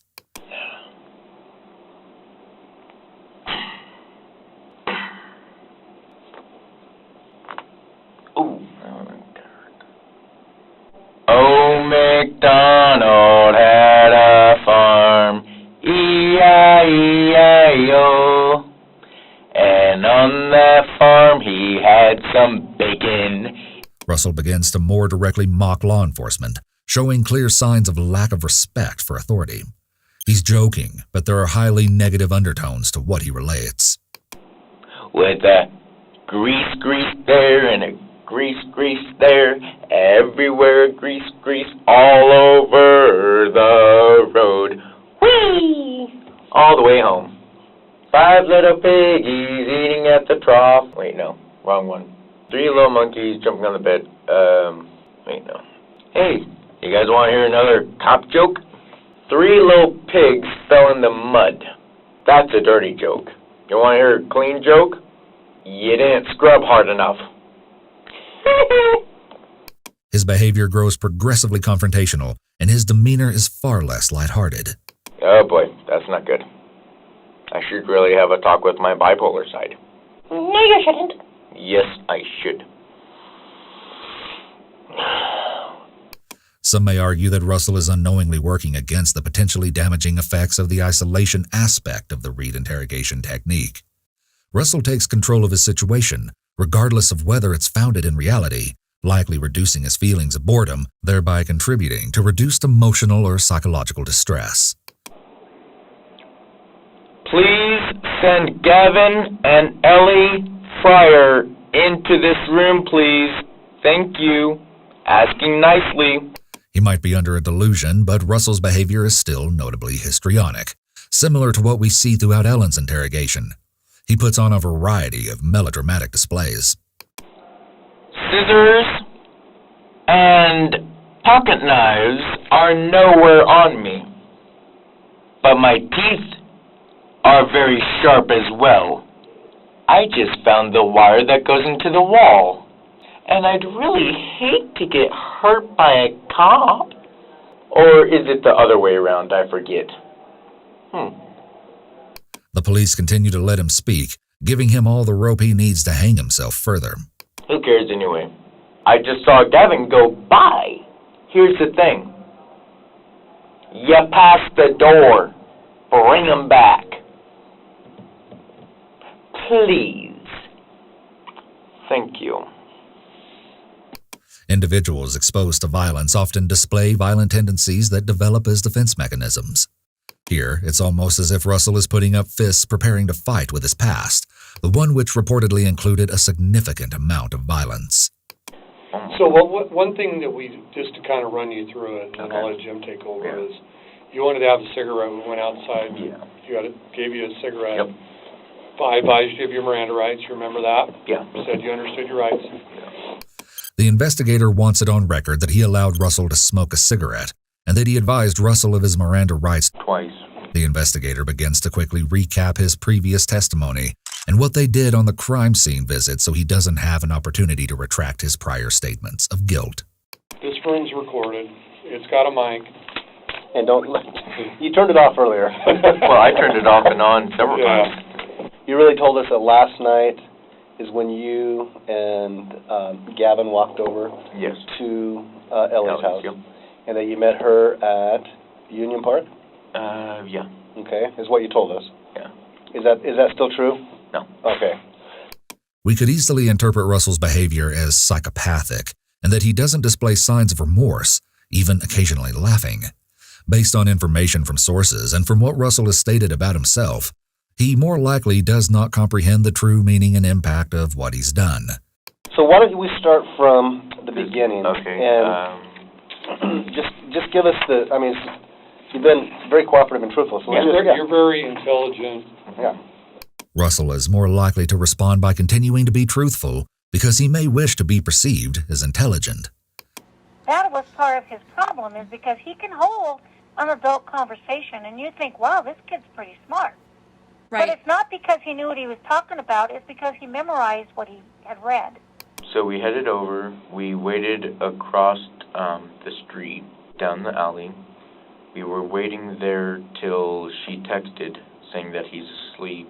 So I started wanting to head over, and right when I wanted to head over, she texts. So it's almost like she read my mind. So we headed over. He went through the gate, because we were going to go through... When you talk about he again? Gavin. Okay. Went through her window. I followed shortly after. Kind of nervous about it, but hey, it's what I do for a living. We got all the bags loaded out, and she said that she's going to grab the keys and pull the car around. While Gavin, I say, talks to the guy, but that's far from. There is widespread belief that individuals on the spectrum cannot distinguish between moral right and wrongness. Contrarily, individuals diagnosed with autism often possess an even greater conceptualization of right and wrong.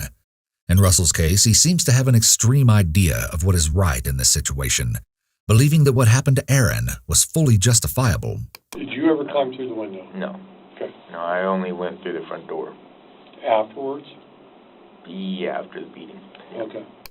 Just as Gavin told investigators that he hit Aaron instead of killed. After I hit her dad. Russell tells investigators that he only entered the location after the beating versus after the killing or the murder. This, again, is distancing language, essentially psychological avoidance. So earlier, at this point, what you told us was her dad came in with a gun and threatened him? That part was not true. Okay. I just wanted to make it look like he was a good guy. And he is a good guy, trust me. Who is? Gavin. So when you went in, what did you see? Very scary face. I think what you originally told us, that his body was still twitching when you got there? Yeah, he was dead. Gavin checked his pulse and everything. It was still moving due to the gases and stuff and the chemical mixture within the body. Okay. I went through the front door, went straight to the bathroom. Okay. Because I was like, Okay. dead body. What we're learning Yeah. is something that Ellie has been wanting to happen for a while. And that the three of you guys have been having those conversations. I was not in the planning of killing him. What he says here contradicts his prior testimony, the evidence, and Gavin's testimony. We've been talking about like moving her out several weeks, and then the big finale was make it look like he kidnapped her. He calls the plan to make it look like a kidnapping, the grand finale, once again showing no remorse, almost as if this is a movie or novel plot. And put him in a car. Gavin would drive over state line to California. I was going to do... You guys are going to tie him in the front seat of a passenger car with Yeah. him alive and drive him across California? Yeah, that was my idea. Okay. Killing was not my idea at all. Did you know going over last night, That Gavin was going to kill him? No. or assault him? Well, probably assault, but I didn't expect him to actually kill him. Just like probably a few broken ribs or something. I mean, is that something he talked about? He talked about killing. Russell was aware that murder was a possibility. Under the law, he would have already been guilty of felony murder, which is when, in the commission of a felony, like aggravated assault, i.e. assault with a weapon here, or burglary, if one defendant kills the victim during the commission of another felony, even if it wasn't planned, all defendants can be charged with the murder. I tried to talk him out of killing him. But when they talked about it, what did they propose to do? Take him over state line, cut the brakes or whatever, make him go into a gas station. Man, All kinds of things got talked about? Yeah, but I always popped holes in every system. Did Ellie ever come out and say he's going to take a bat and do this tonight? No, she just said that she... Gavin says that she handed him the bat. Said, Yeah. go do it. Did you see that? No, I did not. What did she tell you when she came out? She said that she's going to go around the block, grab the car, give the signal, and Gavin would go take care of business. So you knew when she Yeah. had the car that Gavin's going to take Well, I didn't know that he was going to kill him, but like, just, I thought take care of business as in like, hurt the guy. Okay. Russell contradicts himself by saying he thought take care of business meant just hurt the father, after he just finished telling the investigator all the ways he shot down the other various methods Gavin and Ellie suggested killing him. So you have the Samsung phone? Yes. The red and black. The red and black one? And did we find that on you when we stopped you? Yes. And is that passcoded? Yes. What's the passcode on that? It's a pattern. Can you draw the pattern for me? So if this is the top of the phone? It should be easy. Okay. Because my new name is Mike Smith. Oh, I can already see what it is. Do you recall how they talked about that they were going to kill him, when they wanted to kill him? Besides the big... Man. Of all these pages that I wrote down, The majority of this sounds fairly accurate. Yeah. It's just the gun stuff wasn't accurate? No. Okay. I just wanted to make it look more helpful on his end. Consistent with the interrogation up to this point, Russell seems to be prouder that he could help than worried that he did. You've told us several times throughout our conversation Yeah. that you didn't cause the death. No, I did not. Do you think he was awake when he got hit? Probably just falling asleep. All I heard was, like I said, the thuds and the moaning in pain. One of Ellen's neighbors had also heard Aaron's moans, likening them to an animal dying. That same neighbor declined to interview, stating, "Hello, Abby. Thank you for asking so kindly, but I don't think I'd like to discuss it for your platform. It was a pretty traumatic experience for me personally, so I think I'll have to pass. Have a great day." Any other stops after you left Aaron's house before you got to Almond Street? He said he took his gray sweatshirt and put it in a washer over at a friend's house after you guys left, before you go to Almond. Do you remember that? No, I was probably still terrified that there was a dead body in the trunk right behind me. Okay. Russell does not necessarily deserve credit, but take note that this is the first time any one of the individuals involved in this crime expressed discomfort with the fact that Aaron's body was in the trunk of the car while they ran errands. One of the things that Ellie is telling another detective is that it actively got talked about as far as planned out, different things got talked about. Yeah, we talked about it, but never really, I wasn't really going to do anything. Kind of like I could say I'm going to punch a cop, but that doesn't mean I'm going to actually do it. Russell displays his disdain for authority when he makes an analogy involving punching a cop, which may be a subtle way to threaten the investigator. It also shows his lack of intimidation for their authority and/or lack of social or situational comprehension. Well, I was agreeing to a degree, okay, but not 100% agree. Do you think Ellie knew that it wasn't 100%? I'm not sure what goes through women's heads. Okay. If men knew, we'd be able to understand women and not have arguments with their wives. She didn't say anything about him killing her. She just said, take care of business. Did she say take him out? Probably. It was a lot of things went on last night, and I'm still terrified that there was a dead body. Again, Russell is the only member of the trio who expresses shock at the sight and/or presence of a dead body.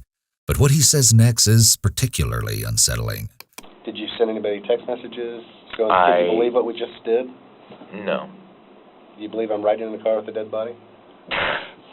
No, I'm not. I might be blonde, but I'm not stupid. I'm only part blonde. Ever thinking about trying to see if I could be Mr. Popular because I have a dead body behind me? No. No, or if Aaron needed help? I mean, were you pretty convinced he was dead? Yeah. You told us that you were a high-functioning autistic? Yeah. Okay. So do you know the difference between right and wrong? Sometimes. Would it be wrong to kill someone? The investigator brings up Russell's autism and directly asks him questions that a defendant would be asked to see if that defendant is mentally fit to stand trial.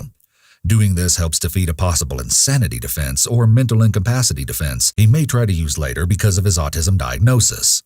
Consider that mental illness and its role in influencing criminality is highly complex. A mental health professional would spend several hours over multiple sessions determining this. This is only a starting place.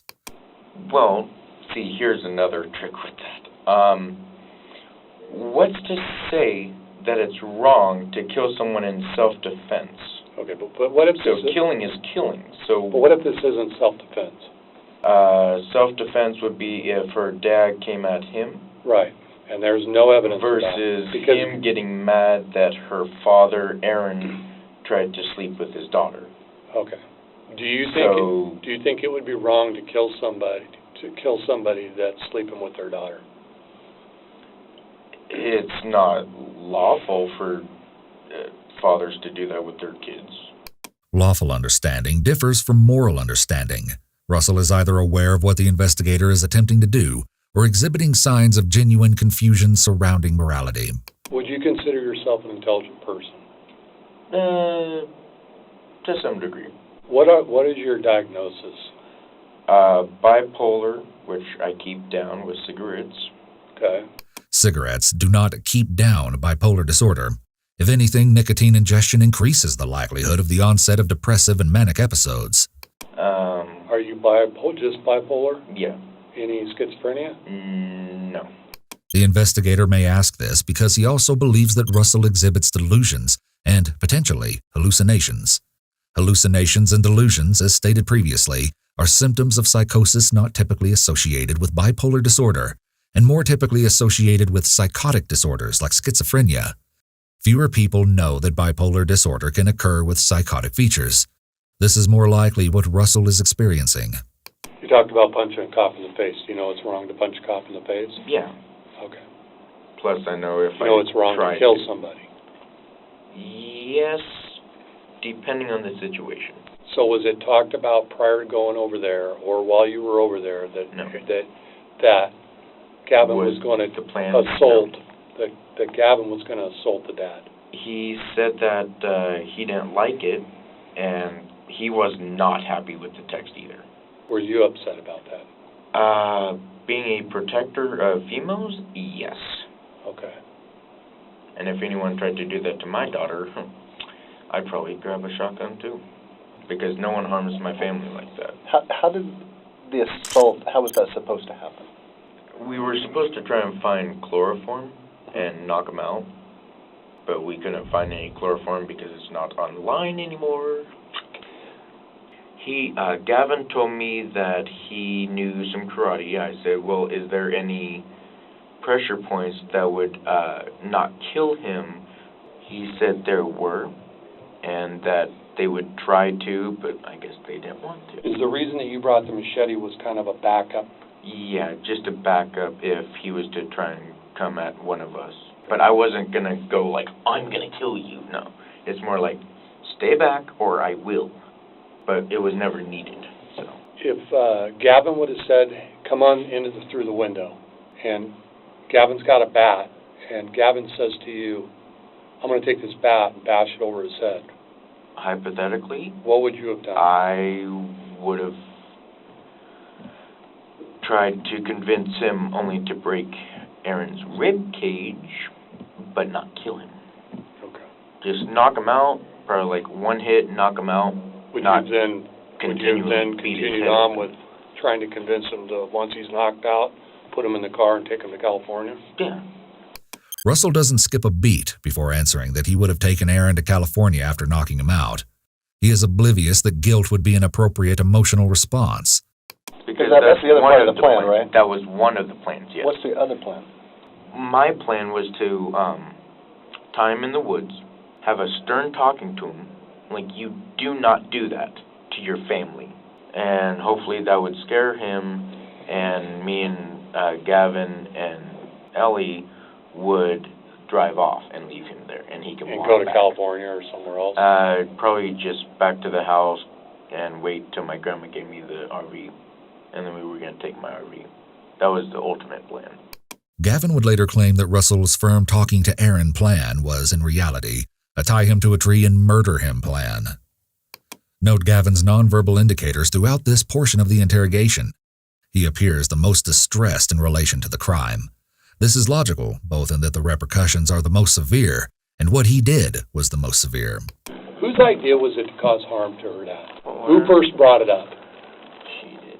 Ellie brought it up? She was the one who first wanted to. You'll have to speak up a little bit, I can't hear. Excuse me, I'm sorry. She was the one who first was like, I want my dad dead. RJ was wanting to knock him out and then go take him out somewhere and then kill him. RJ was? That was what he was. Did RJ ever talk about tying him up to a tree and having a stern talk with him?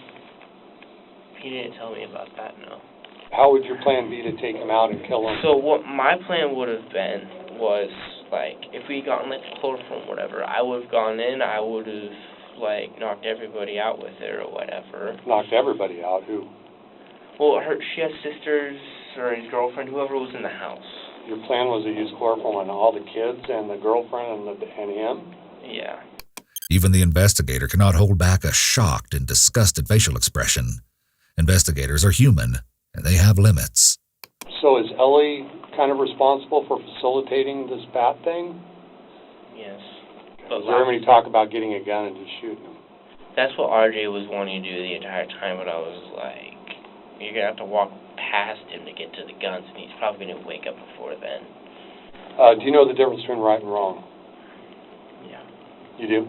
Have you ever been diagnosed with any kind of mental disorders? ADHD. According to family, Gavin was also diagnosed with autism. He's autistic. He's always been very different than the children since he's little.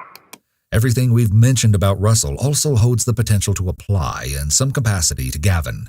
He could struggle to realize the true impact of what he's done, although it seems clear to him that the outcome is not good at this point in the interrogation. A family member we interviewed further mentioned that not everything registers for him. When did you get diagnosed with ADHD? When I was like 7, and it hasn't changed. I mean, I've been off medication for it since I was 17. You were using medication until you were 17? Mm-hmm. His struggle with these reported disorders could have largely influenced the execution of this crime. An anonymous acquaintance who spoke with us shared that he had noticed Gavin changing roughly around the time Gavin states he stopped taking his ADHD medication. Oh, he changed. You can just tell by looking at him. He didn't have the same confidence he used to have. He just looked like he didn't sleep well. His hair became greasy. He just wasn't himself. Bottom line, getting off medication and/or stopping therapy when those interventions are needed has dire consequences for those and others who know those who struggle with mental illness. And then I was like, I don't want medication anymore. Did you need it? I didn't feel like I needed it, no. And I've been I messed up big time, and I know I did. You guys going over there and getting her bags, when did it start passing through your mind that you're going to take him out? Well, let me ask you this. I was just so angry. I didn't want to kill him. Right, I understand that. Note how he bends his head down submissively, hunches his shoulders, and raises his vocal pitch. Gavin seems, or is attempting to seem, honest and simultaneously respectful of law enforcement in the room. But when she hands you the bat, did you feel like, oh, this is going to go down, I'm going to go assault him? I was thinking is this really happening? I'm about to go kill someone. And I stopped and I kind of sat there frozen. I didn't know what to do. Even though this was calculated, Gavin could have been genuinely afraid in this moment. Fear of what Aaron might do to him should Aaron have woken up may have pushed Gavin to do something that he ultimately would not have followed through with. We mentioned the fight or flight response previously, and what Gavin relays to investigators is that he froze. Individuals may also freeze as part of the fight or flight response. In Gavin's case, freeze may have turned to fight once he was closer in proximity to Aaron. And I'm sorry. There we go. So what's your mom's name? Well, you made it to the third quarter of your 12th grade year. Yeah. What happened? I just wanted to get done with school because a lot of people were giving me all sorts of shit about, like, assault, and there were rumors going around. I mean, I hadn't done anything to anybody. It was a lot of pressure, so I just wanted to get out of there. Mm-hmm.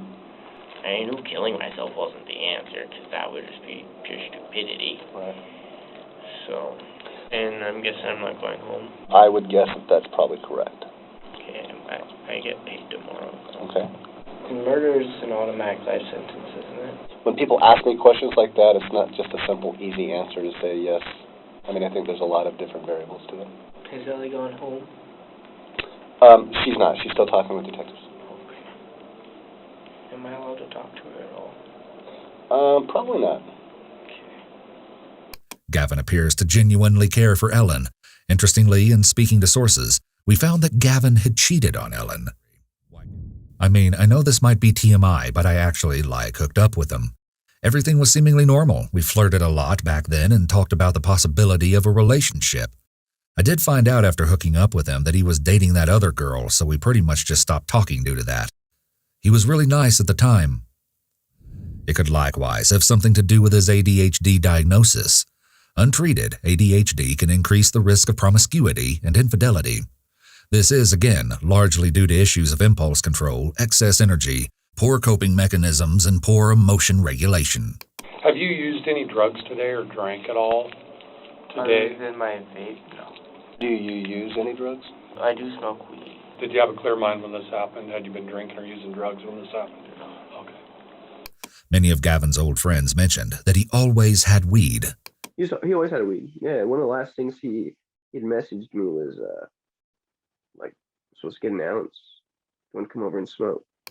He further elaborated that Gavin may not have responded the best to the drug and made some accurate and relevant points at potential negative outcomes of using it.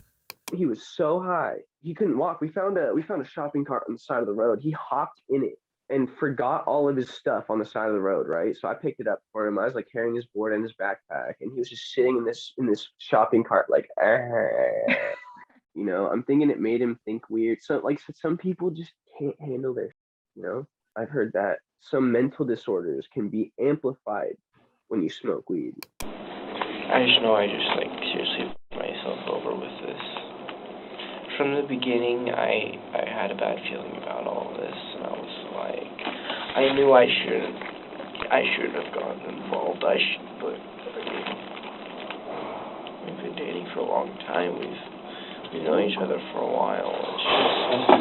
It's just hard. Gavin is regretful, but not for taking Aaron's life. He implies here that he was doing this all because Ellen wanted him to. Although his family reported that Ellen was the prime culprit in manipulating Gavin, there are others who disagree.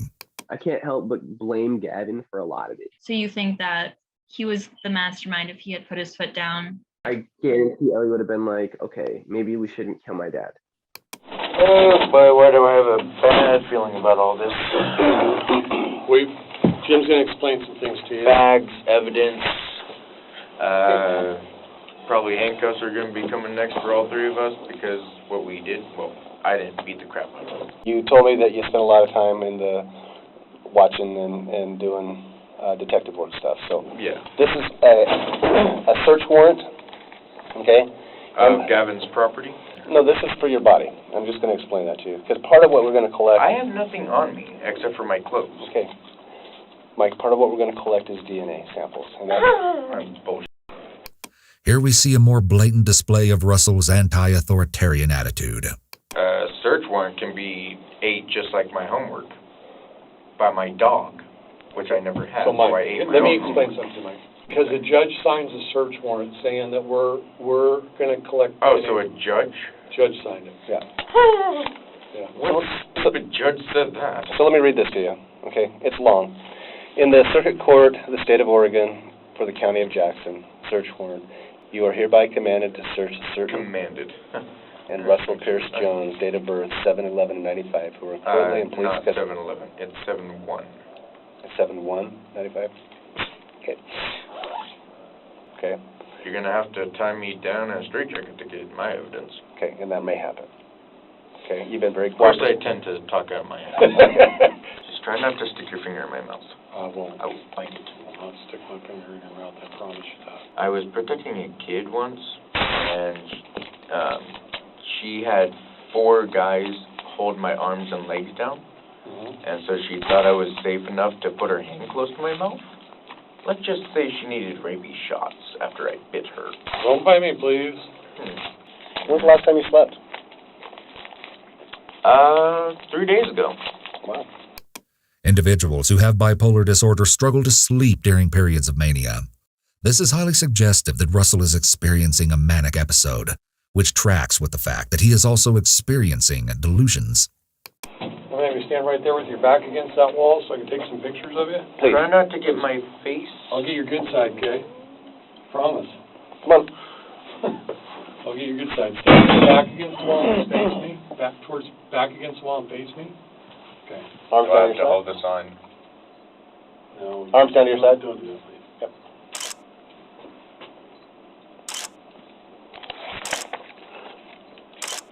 Okay. Turn and face that way for me. You don't have to hold your mouth open like that. I know. Okay. Turn and face I that way. just feel like I'm like at school All with right. the photos. Mike, how tall are you? Probably. I always say Hold, like face me and hold your hands out in front of you. How tall? I always say 6, but I'm actually 5'9" probably. Okay. Can you hold them up and out a little bit? Like Hitler or a zombie or something like that. Okay, just hold them still. Come over for me.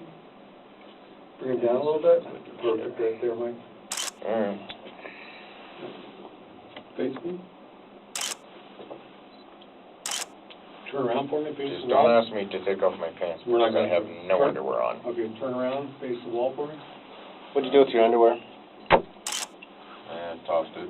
I covered it with the lot paper towels though, so. He did not have the skills really to be on his own, and this was kind of just the final situation for him. I mean, we don't know honestly that he'll even make it out of prison. I don't know. I mean, prison sounds like a pretty rough place, so. So he doesn't get the severity of what Gavin did. He still wants to help her. I go, she lied to you about all this abuse and all that. It was all lies. Mm-hmm. Well, you know what? I still would like to help her if I could. Oh, my goodness. That's how he is. I kid you not. So what's the situation with Ellie? Will she be going home, or what's her case? I don't know. Maybe they did plan something. Because I wasn't with them all of this weekend. Yeah. They had plenty of an opportunity to do that. Ellen has transitioned to using they. It appears now that Ellen is moving her focus to protecting herself over Gavin. I'm going to figure out if there's any new stuff and see if we could talk about it. Is that fine? Mm-hmm. Okay. I don't like being alone. You don't? No, I don't. If I find somebody to come hang out with you that's not me, is that okay? Mm-hmm. Okay, I'm going to do that. Fear of being alone occurs alongside feelings of abandonment.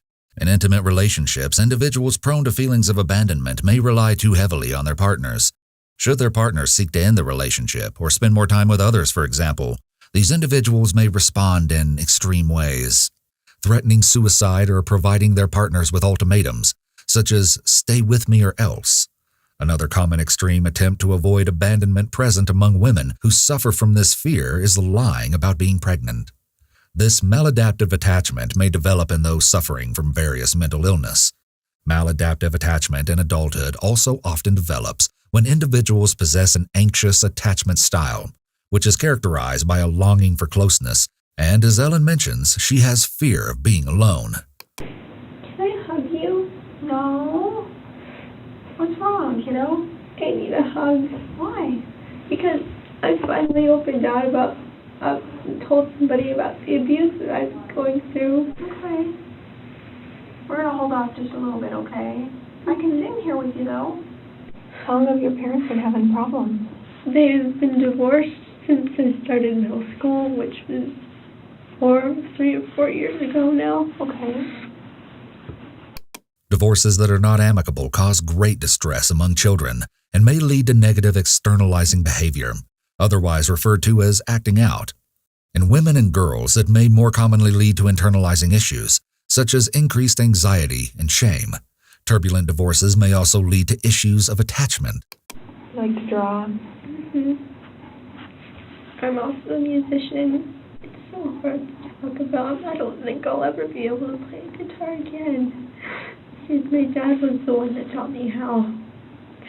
He used to be so nice. I don't know what changed. I'm sorry that I'm crying. I shouldn't be crying. Okay. This is what seems to be Ellen's first display of genuine remorse and sadness over the loss of her father. I feel like I should say something, but I don't want to draw away from what's going on right now. I know minors that have marijuana in their possession and they regularly smoke. Oh, that's not good. So I thought since I'm here, I'd make a report about it. Okay. It's interesting that Ellen calls out minors for smoking when she was known to have smoked herself. I've never had any drugs or alcohol that I know of, unless my dad did something to me or spiked my drink. Because that's what he does to his girlfriend when his girlfriend didn't do what he wanted. And I have suspicions that he's done that to me in the past. Talk to me about how Gavin is. What's he like? He's protective. Okay. So when you had that conversation with him on Saturday, what was his reaction? He just tried to make me feel better. He told me it's not my fault that he's doing these things. Mm-hmm. And he said that he wanted to punch him in the face. Ellen claims Gavin had violent intentions towards her father, But this didn't allegedly involve murder or great bodily harm. From this point forward, Ellen mostly draws with little interaction between her and the second investigator. A few minutes later, she restarts the conversation with small talk. Ellen seems comfortable with the silence, but the second investigator is giving Ellen a break for a few minutes. This type of mental reset can let new thoughts surface. Then, when questioning restarts, new information may be shared. How long have you been a vegetarian? Since I was about 5. Oh, okay. Is anyone else in your family vegetarian? No. They all make fun of me for the way I eat. Oh, that's not very nice. It's very hurtful. Because your family is supposed to be the one that loves and accepts you. I've always been the black sheep. The therapist at South Medford High School said that Ellen only mentioned that she was depressed, that there were more rules in her household than she would have liked, and that she was in a relationship with Gavin. Ellen seems to have a lot more to say right now than the therapist shared she did at the time they spoke. And this was within an approximate 2-month time frame. It's worth noting that this is a dramatic shift, and we can only speculate what it might mean. So she came in on her own, and I asked her how her summer went, and she said things had been going really well. Since August, she'd been feeling some more depression coming on, and so we talked about that. As a therapist, I kind of usually jump into problem solving. She seemed to me to be a little bit resistant and said she just needed to vent. And so I said, of course, you need to vent. When therapists jump into solving problems, it can make clients feel as though they are not being heard. Mental health professionals are typically trained not to do this until they are well into the therapeutic relationship, after rapport has been established. So there's a question as to why this therapist jumped into problem solving, as she states here. And I really like to help people to solve their problems. That's kind of how we ended our conversation, which was I'll check in with you in a few weeks and see how things are going. This applies to interrogation techniques as well. Suspects respond more positively when they feel the investigator is listening, understanding, and empathizing with them. That is why they learn how to effectively employ active listening skills as part of their training. Okay, now. Oh, I think she wanted... Oh, this guy. The second investigator immediately starts reviewing her text messages. This is probably message passing to help her direct further questioning while Ellen eats her food. Are you doing okay? I don't really know how I feel right now. Okay. I just kind of feel empty. My whole life is like a bottomless pit. Never really fulfilled. Okay. Feelings of emptiness. This is an additional symptom of mental illness common to disorders we have mentioned previously. We can by no means unequivocally assert that Ellen suffers from mental illness, but from what we've observed and from accounts of old friends, we can reasonably question whether some level of psychopathology is present. Alternatively, it's possible remorse is catching up to her. Can I talk? Yeah. Gavin is being 100% honest right now, and you are not. I told you everything So, I know. We need to talk about the conversation that you and Gavin have had regarding your dad. And I had angered feelings towards him. Mm-hmm. And? Classic Reid technique starts here with maximization. She told Ellen she would no longer put up with her lies earlier in the interrogation, but she's more blatantly authoritative and stern with Ellen here. Attempts at building rapport have failed, so it seems as though the investigative team has decided that Detective Smith should take a different approach. And what? They came over this morning, about 2:30. Gavin was in your room, and your dad woke up. Is that right or wrong? Mm-hmm. Did you tell me that? Mm-hmm. You told me your dad woke up. Mm-hmm. Okay. Well, I missed that part. Even when backed into a corner without a way out, Ellen clings to her lies. I told you that my dad woke up.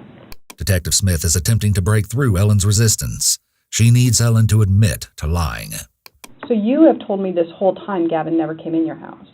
No, I never said that he didn't go in my house. So Gavin was in the house. Mm-hmm. And tell me about the conversation that you and Gavin had when your dad went back to sleep.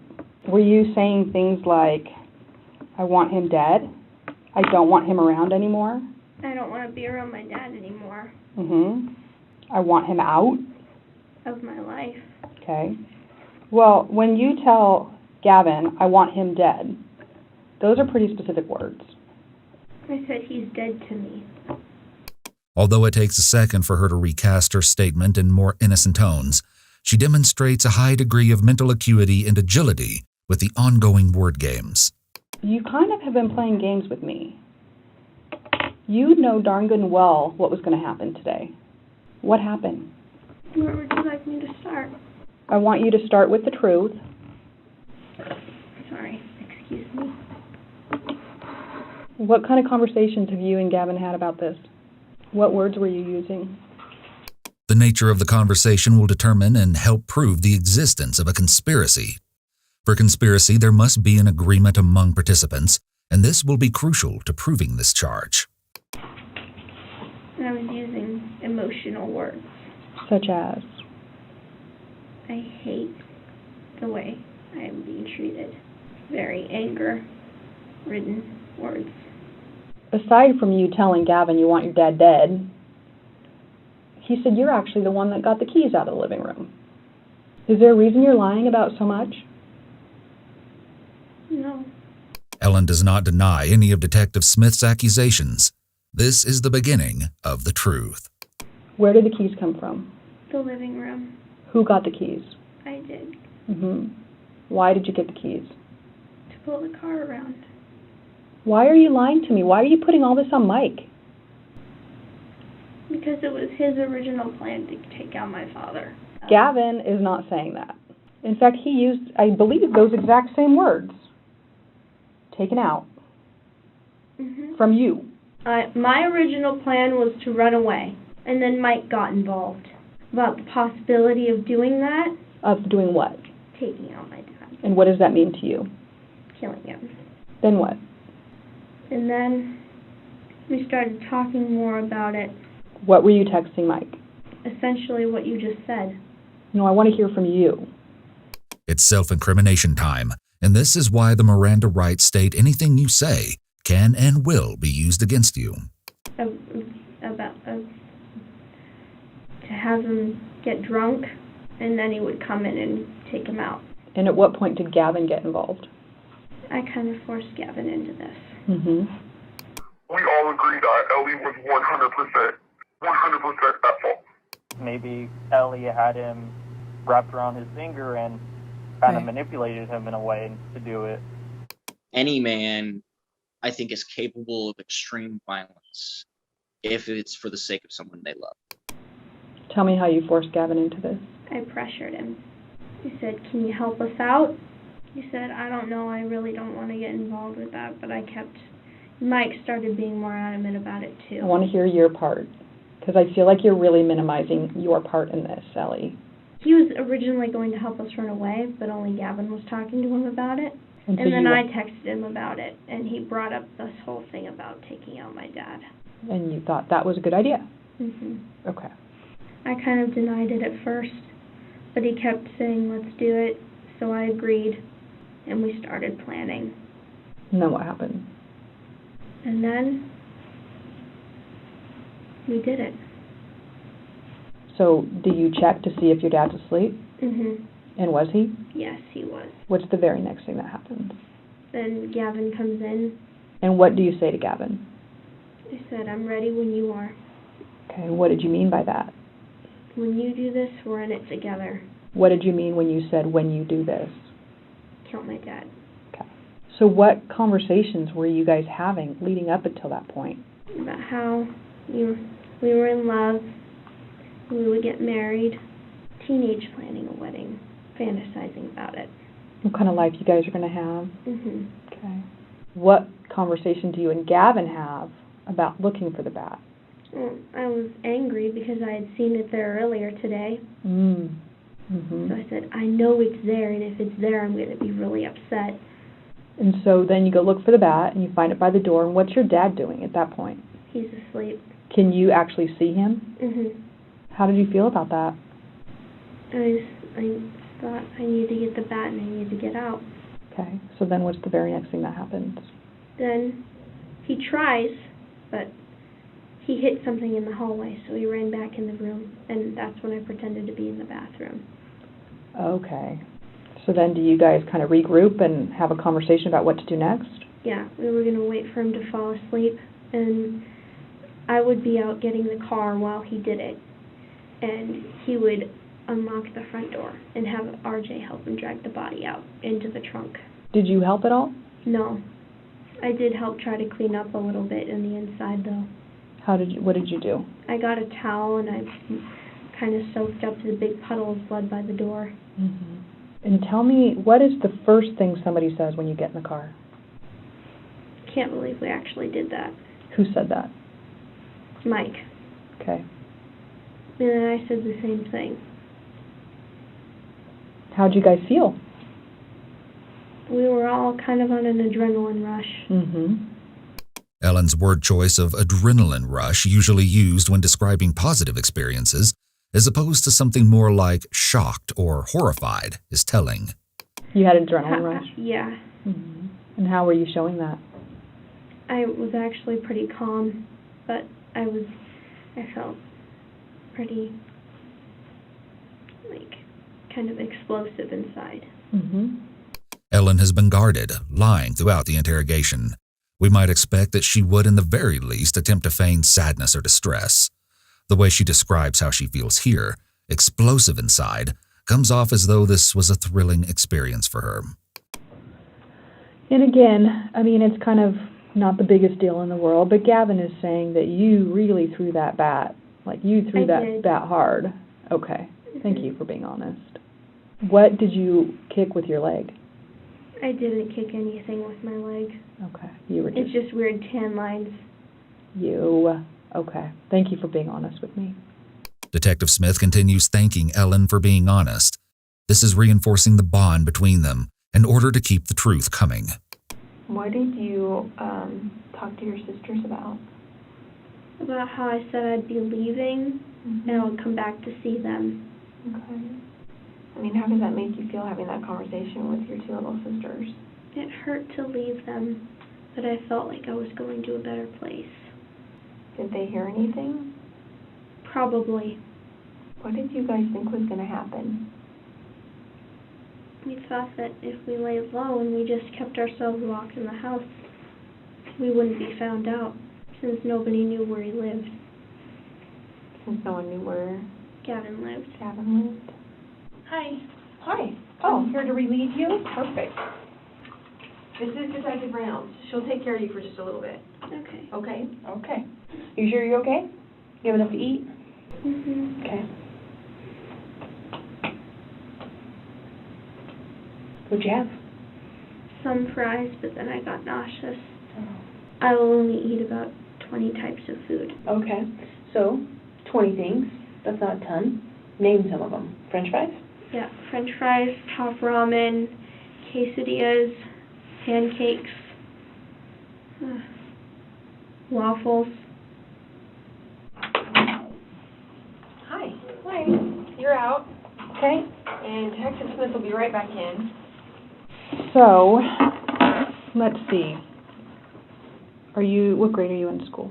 Sophomore. Sophomore. Detective Smith begins to ask the same questions that she did at the beginning of the interrogation. Ellen answers truthfully this time. Oh, goodness. There's a little tiny, microscopic splinter here, and it's been bugging me. Oh, okay. But I can't get it out. Where do you think that came from? Dirt somewhere. Yeah. So, if and when this goes to court, will it be tried as an adult or a minor? You know, that is actually not a decision I make. I would like to be tried as an adult. You would? Tell me about why you'd like to be tried as an adult. Because this is what I've done, and I need to step up and take responsibility for what I've done. Okay. It's unclear where this self-deprecation comes from, if it's genuine or concocted for purposes of seeming remorseful. Are you and Gavin like boyfriend, girlfriend now? Mm-hmm. Okay. Do you guys have a relationship too? No. He's a legal adult and I'm a minor. Oh, okay. He would get into trouble. Okay. Even aware of the consequences and aware that Gavin has told everything to investigators, Ellen attempts to protect him. Are you having sex with anybody? No. Okay. But like I said, I don't really know what my dad's done to me. Well, you would know that. One of the things I heard was that when you guys went to Walmart, you actually bought a pregnancy test. I had concerns. But I had concerns. By Gavin's baby. Gavin thinks it's his baby. When did that happen? Will I get to see Gavin again? If I do have a kid, then I want him to be involved. I feel like they should have the right to that. I feel like I probably don't have the answer to that right now. That's okay. It doesn't hurt to try. Yeah. What do your sisters like to do? Play with dolls. Yeah. Are their mom and dad the same as yours? Yeah, but I have some suspicions that the youngest child isn't really my dad's. You know this whole thing about blood types and how they work, how for an O to be born, both parents have to be O's because they're recessive. Okay. My dad is a B. So what's that mean? It's not your dad? That's what I thought. What's going to happen to all the food that we bought? This is an odd question. While Ellen seems to understand the gravity of her situation, it's as if she's trying to distract herself from thinking about her predicament. How do you feel about what happened to your dad today? I feel bad. Do you, perform for choir and go places? Yeah. I got a solo last year. It's the scariest experience of my life. I bet it was. No one came to my concert. Nobody comes to my concerts from my family. Yeah. Did your dad work? No. He just chooses not to come because he doesn't really care. Well, I wonder what would have been different if you would have told somebody. Me too. You need anything? Water. Okay.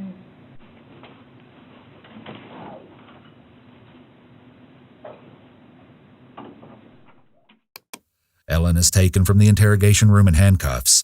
We might be left with questions as to whether she suffered from something that could have influenced the behavior that led to her father's murder, or whether the abuse she described truly occurred. Ellen stood up in front of a courtroom at her sentencing hearing and claimed that she copes with post-traumatic stress disorder resulting from the abuse she experienced, suffering from horrendous flashbacks. She had no words of remorse for conspiring to murder Aaron.